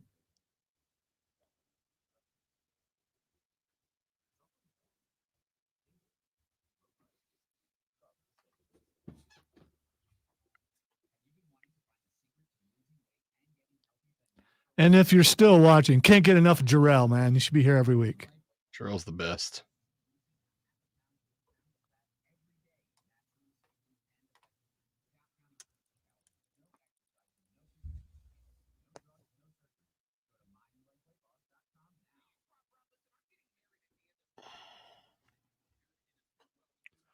One minute. Bum, ba-dun, bum, ba-dun, dun, dun, dun, dun.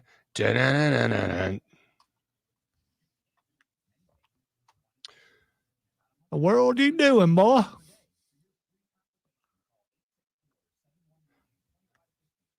right, what do we want to talk about here? Talk about the Braves a little bit. Hey, did you see the thing I sent you on Yeah. it?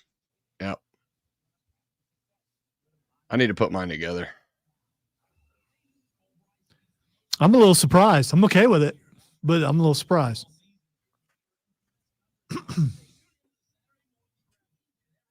We will have instant reaction interviews from players and coaches, and we will take your phone calls. Join me and Alex. For those of you wondering what it was a football prediction. That's all. FM in Spartanburg, 97.7 FM in Greenville, and on the free Odyssey app. All brought to you by Founders Federal Credit Union. Ooh, Big Ten quarterback rankings. Always streaming wherever you are on the Odyssey app. Make the Fan Upstate a favorite. The Rob Brown Show back on your radio. It's the Fan Upstate. Rob and Lonzo with you here as we wrap up our week of broadcasting. Just a couple of segments left to go before we get up out of here. For the football weekend upcoming, we've got a bunch of college football tomorrow, a bunch of NFL preseason games tomorrow. That includes the Carolina Panthers' final preseason game is tomorrow. In which the Carolina Panthers will play their starters tomorrow. We will get our first preseason look at the new and fingers crossed improved Bryce Young moving forward. And we can get a little bit more into that as the show rolls on. But before we do, let's talk Atlanta Braves here for just a minute. The Bravos got a win last night over the Philadelphia Phillies. Another stellar performance by Spencer Schwellenbach, who has been, well, Schwell since the All-Star break.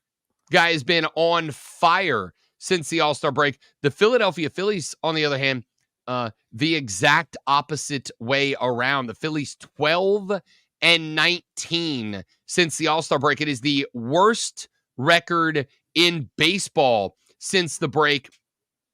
And it's a weird spot for us to be in right now.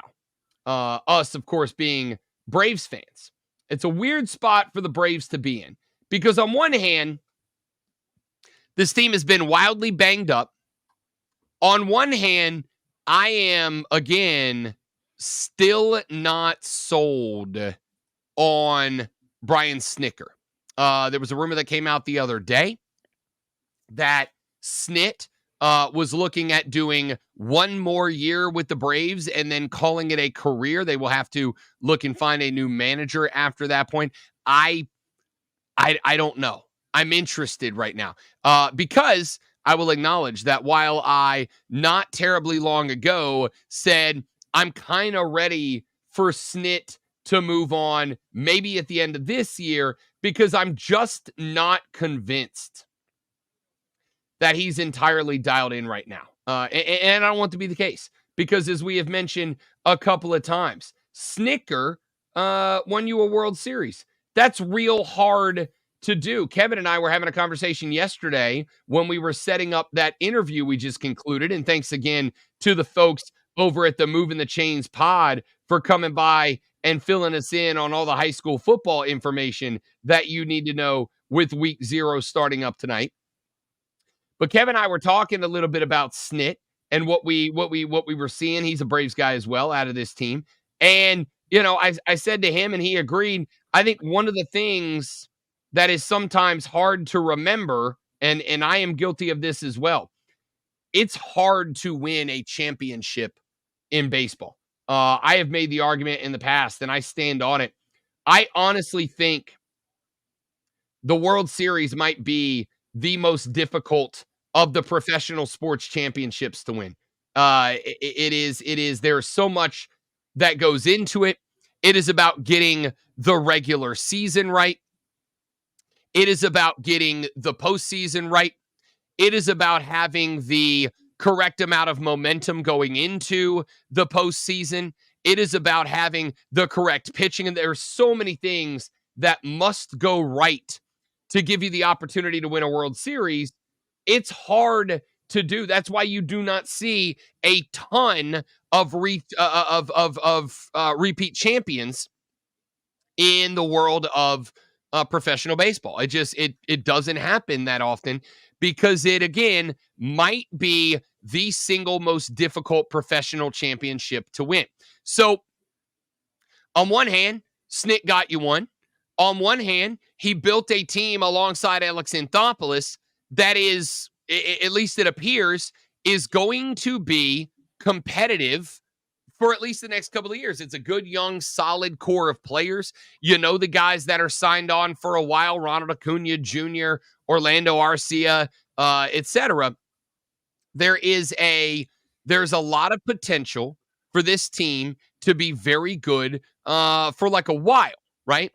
On the flip side, I look around at this team this year, and there was no need, in my opinion, even with the injuries, and there were absolutely injuries, but there was no need, even with the injuries, for this many games to slip away from Atlanta, right? Seattle yesterday fired their manager, Scott Service.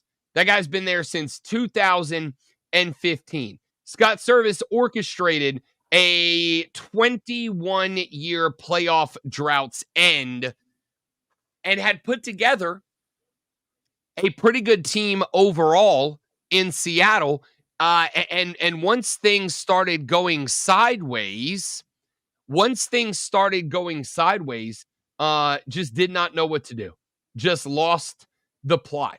And I was a little bit afraid, and I'm not saying I'm not yet, that Brian Snitker might be in the same boat. Just kind of lost the plot of what this team is, where this team is going, where this team should be going, et cetera, et cetera. I'm concerned. I'm not saying I'm unconcerned at this point after the Braves have gotten on I don't want to say a heater, but a bit of a mini heater, right? A bit of a mini heater. So with all of those things being said, good win, good series win.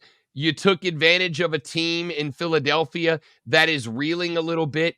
You took advantage of a team in Philly that has a second half strikeout rate that is amongst the highest in Major League Baseball.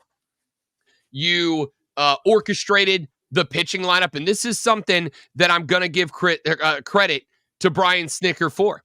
He orchestrated the pitching rotation in a way that took perfect advantage of the matchups. The matchup you had last night with Sanchez, the matchups against Wheeler and Nola. And at the end of the day, and this is something that I always do my best to keep in mind while going through the season.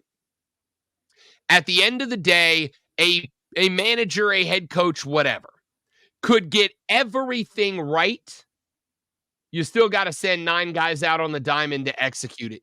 You still got to send 11 guys out on the football field, out on the pitch, 5 guys out on the court to execute the gameplay. Now, as I've said many times before, as I've said many times before, if you have a team that the manager is making good decisions, the manager is getting it right, the manager is putting the right things together, and the players aren't executing, that's also on the manager. And I feel like there was a legitimate chunk of Braves baseball that I kind of felt that way about. There was a legitimate chunk of Braves baseball where I'm like, I got to tell you, I'm not really upset about the decisions that Brian Snitker is making. I am upset about the fact that he just can't get guys to go out there and execute. But if you've got a team full of cats that you're telling them what to do, you're telling them how to do it, and you are telling them to get it done and it'll work, and they're not doing it, that is still a quality that falls back on the head coach. It's like I've said a number of times in years gone by when it comes to football, when it comes to college football. Well, Rob, the coach is really good. They just don't have the roster. Well, that's also on the coach, right?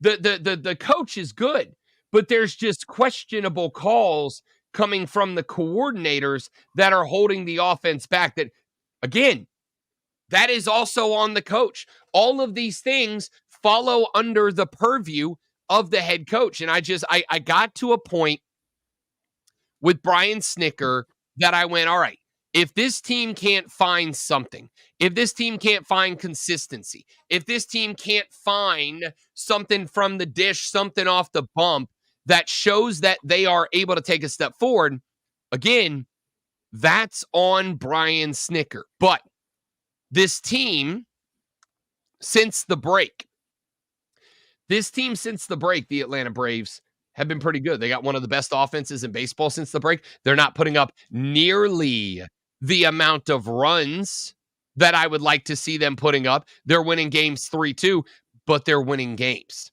They're winning games, and I think one of the things that happened, what is it that got the Braves at least to be in the mix post the break? It was the pitching. It was Reynaldo Lopez. It was Chris Sale. It was Joe Jimenez out of the bullpen.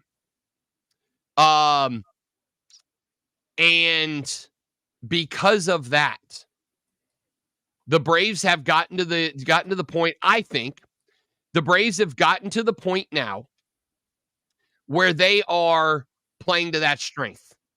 They are playing to that strength. They are playing to the pitching. We can go out there.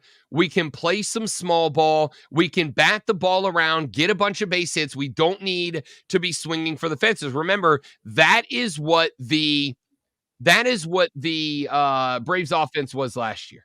They lived and died by the home run. And that's a problem. That's a problem, especially in the postseason if you earn the 1 seed, because you're off for a week, right? Your timing, your rhythm, your routine, they are all going by the wayside. And so if you end in a spot where your entire offensive identity is about finding the baseball and mashing the baseball, if you take a week off and that timing and that rhythm and that routine go away, guess what? So's your offense. And that's what happened to Atlanta last year against Philly, especially when you consider, and this is something I'm about to be, and this may take Lonzo with some degree of shock. I'm about to be optimistic about the Braves for a second. All right. I'm going to do the opposite of push the button. I'm about to be optimistic about the Bravos here for just a second. The pitching is what carries you in the postseason. The pitching is what is carrying the Braves. Relying on the home run is what will kill you in the postseason. Suddenly, the Braves are not relying on the home run. This Braves team, I'm not saying they will or they're gonna, but they are doing all the things that good postseason teams do, and they're doing it right now. Can they carry it for 38 more games? We'll find out. Back after this on the Rob Brown Show on the Fan Upstate. The Rob Brown Show. Listen on your computer and tablet at thefanupstate.com. I'm Chuck Sanders. Here's the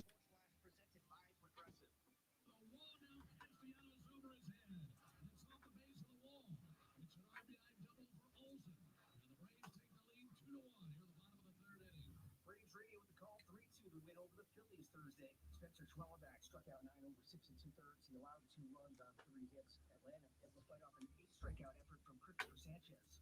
Ugh. Adam Duvall with the solo home to center field in 6.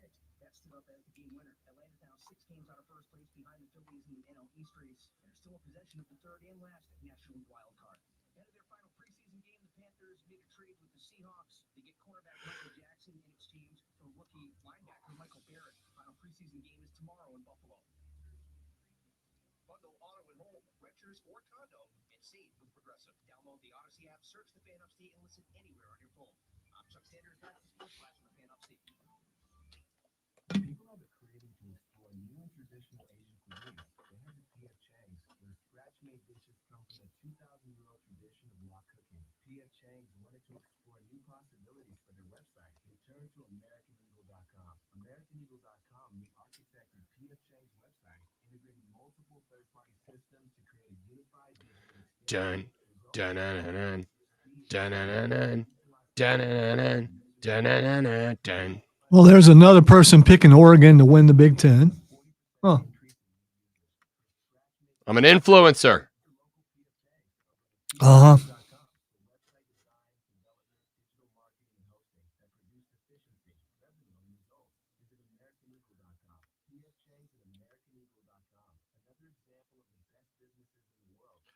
They also have ACC as the Big Ten, Virginia as the ACC champ. Ugh. Okay, immediately disregard that poll. I don't want to be an influencer anymore. It's Matt Berry's 12-team college football. Who's Matt Berry? Sounds familiar. He was with ESPN for a long time. I think he was like their fantasy football guy. Oh, it's that guy. Okay. Yeah.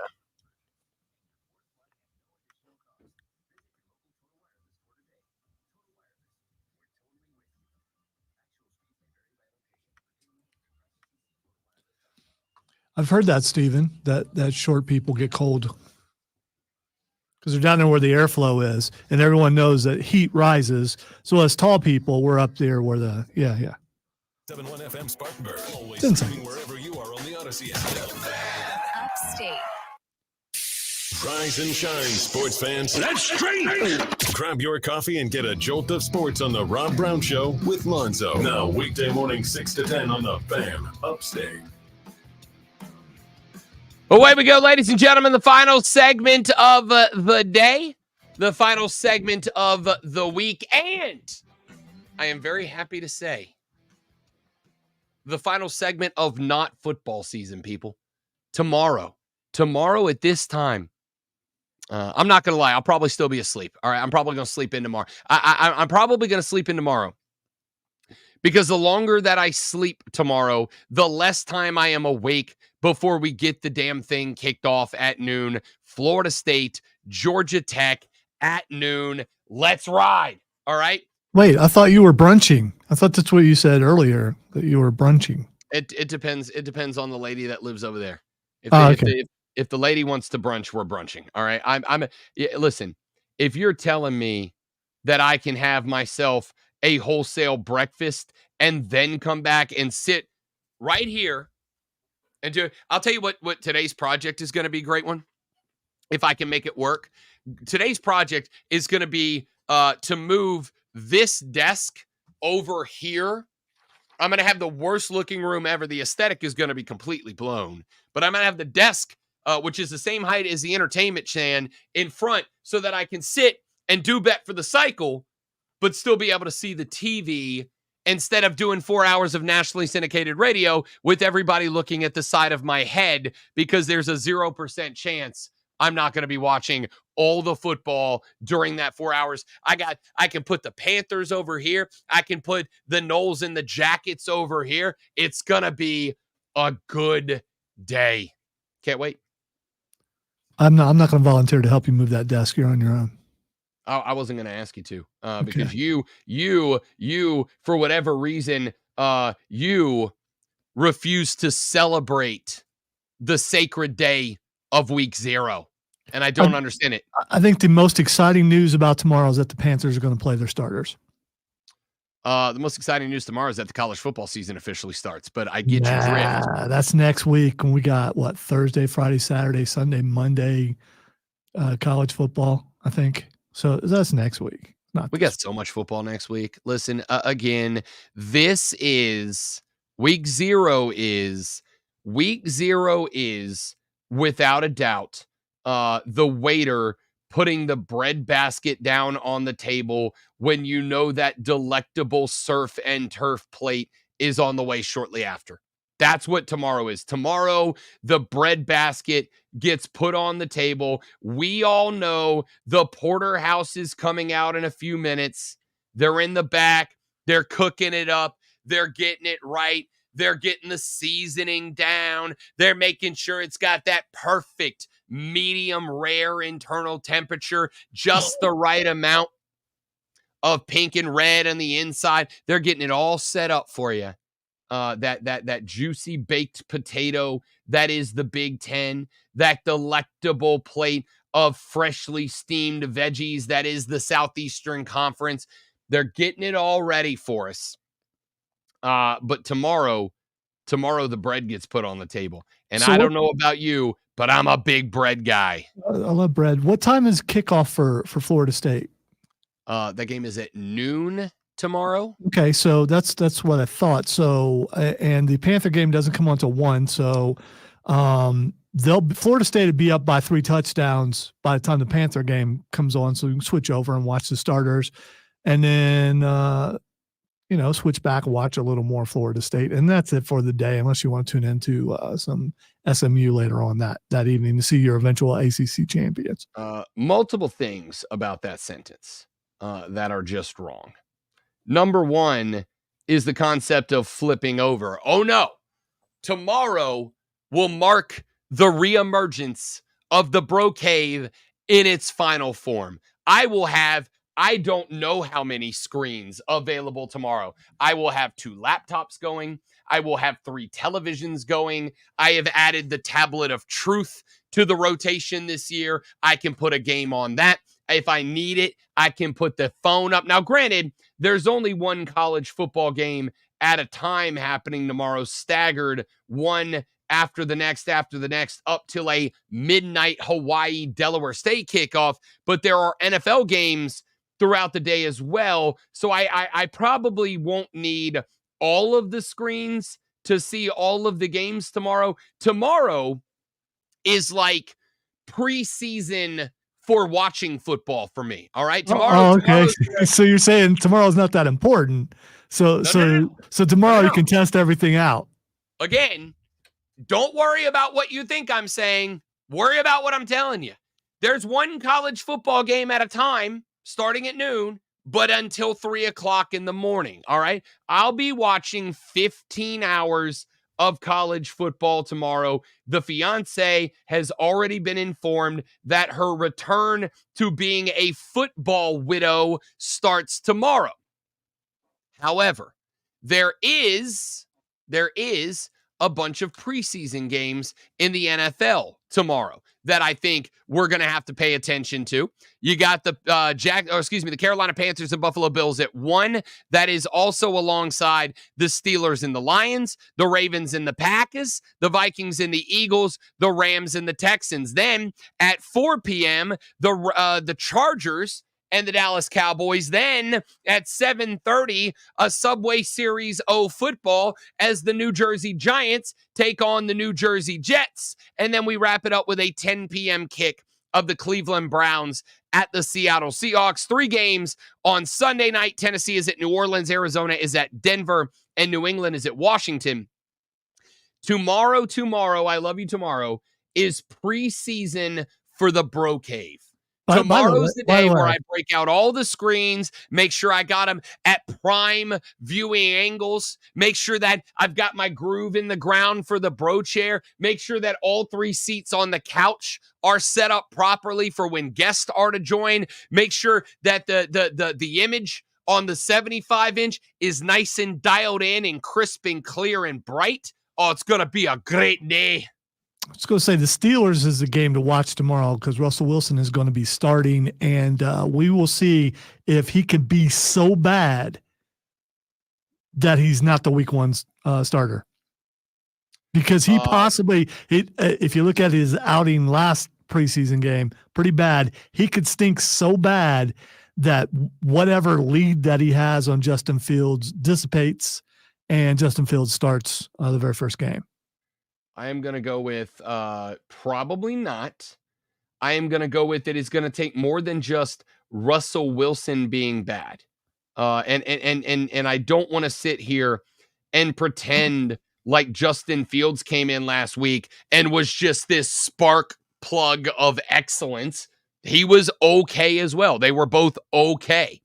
It will take Russell Wilson tanking, and it will also take Justin Fields coming in and being the guy that Lonzo thinks Justin Fields is, but he has not been yet. Well, here's the thing. As bad as Russell Wilson has been, Justin Fields just has to be adequate. He doesn't have to be stellar. He just has to be steady. And that's what he's been in the preseason, whereas Russell Wilson has not been. And there's a reason why everyone's talking about this, because everyone, all right, a good portion of the people out there have watched and seen how bad Russell Wilson is. And we'll see if the head coach is convinced otherwise after a horrible performance tomorrow.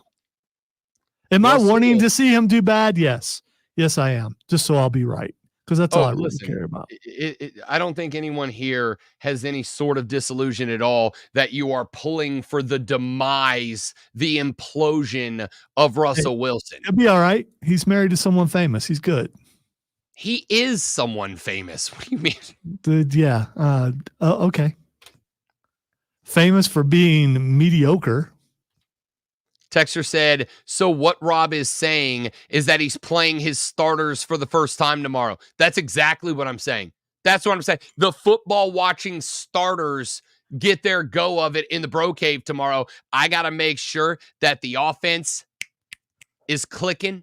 I got to make sure that the defense is on point. They know their assignments. They're getting to the spot. All right. I got to make sure that computer 1, computer 2, TV 1, TV 2, TV 3, tablet, cell phone, all in the optimal viewing positions. I got a couple more of these, cell phone holder clips for the tablet and the phone so that I can move them around the room as necessary when I need the extra screens. All right. Tomorrow's a big day in the Bro Cave. I will be in here tomorrow at 10 a.m. unless we go get brunch, which, okay. I'll be in here tomorrow at 10 a.m. setting everything up so that at noon, when Cody Decker and I start Bet for the Cycle, which you hear every Saturday from noon to 4 on the BetQL Network, make sure you're here for it tomorrow. We're going into football season, okay? When we start that show at noon tomorrow, this room will be set up for optimal football viewing pleasure. Okay. It's going to be incredible. Well, why are you waiting until tomorrow to do it? Get it set up tonight. So then you just walk in and everything's ready to go. You coming over to do the certified mechanic work on my busted ass ride that I have to go get hopefully done today? That's not going to take all day. And you stay up late on Friday. Why not do it tonight?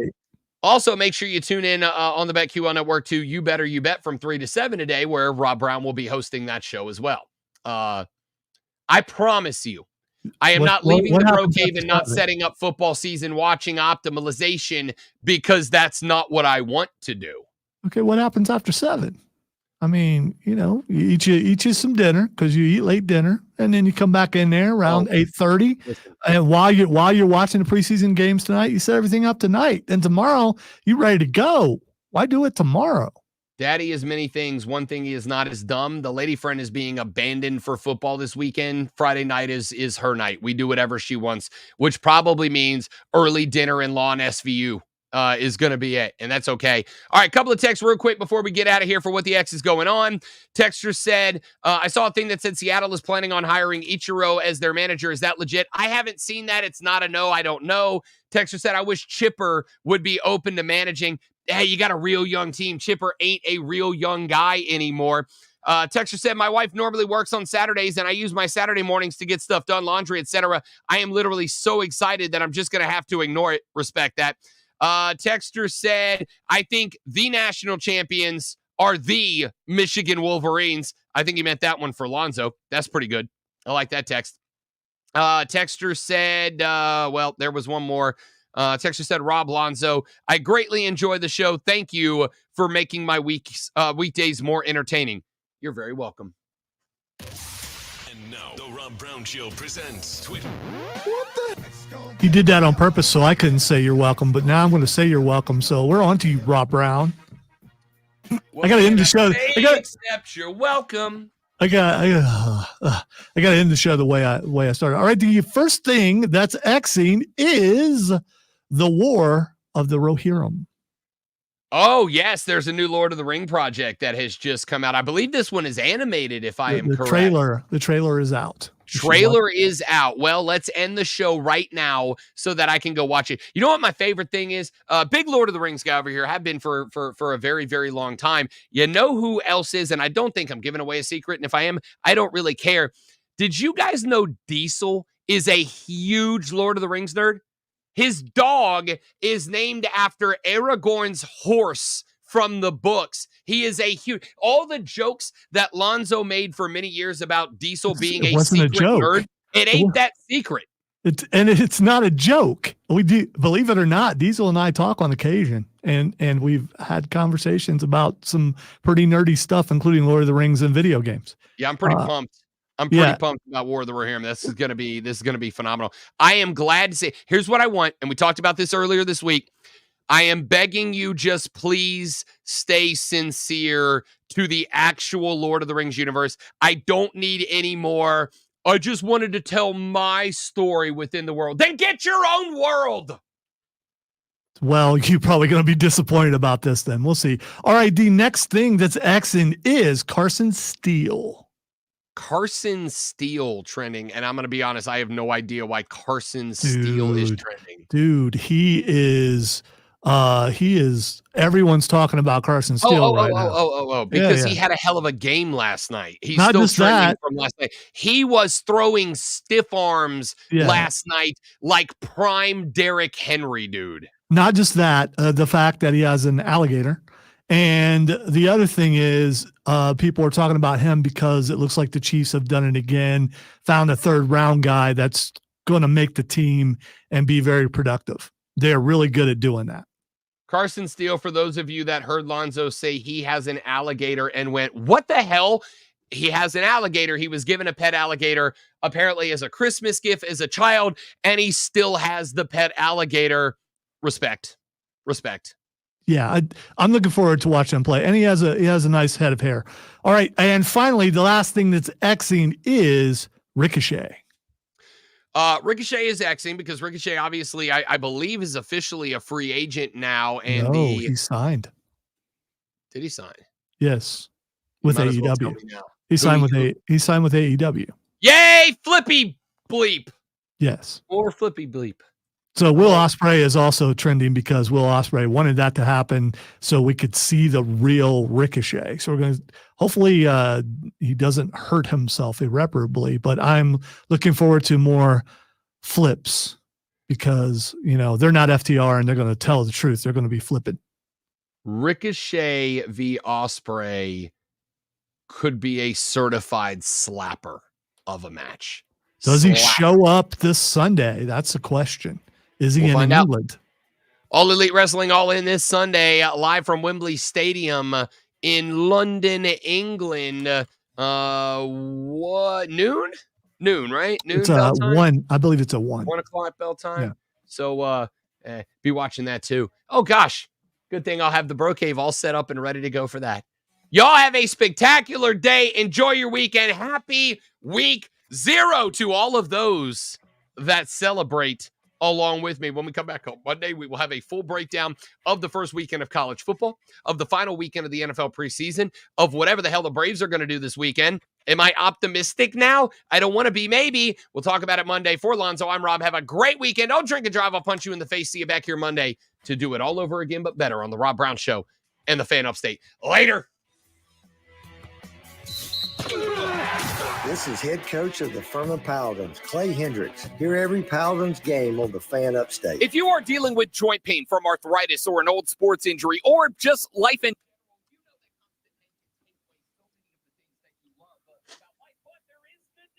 Mac,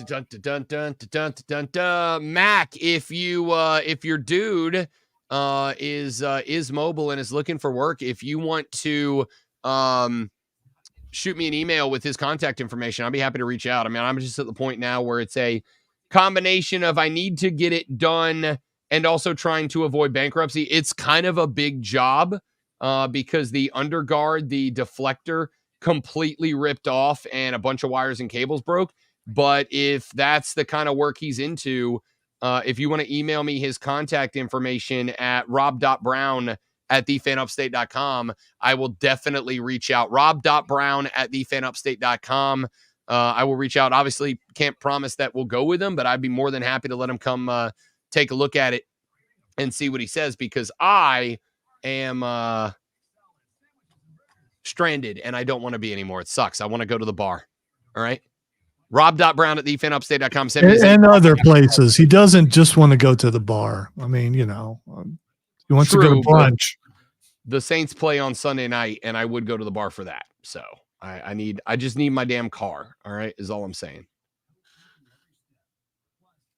Anyway, I got nothing else. You got anything else? I got nothing else. Make sure you tune in to Rob's show tomorrow and my show tomorrow.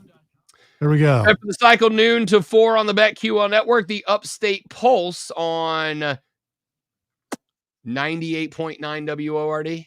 Wow. You just, yes, that's it. I pay attention. Go. You passed the test.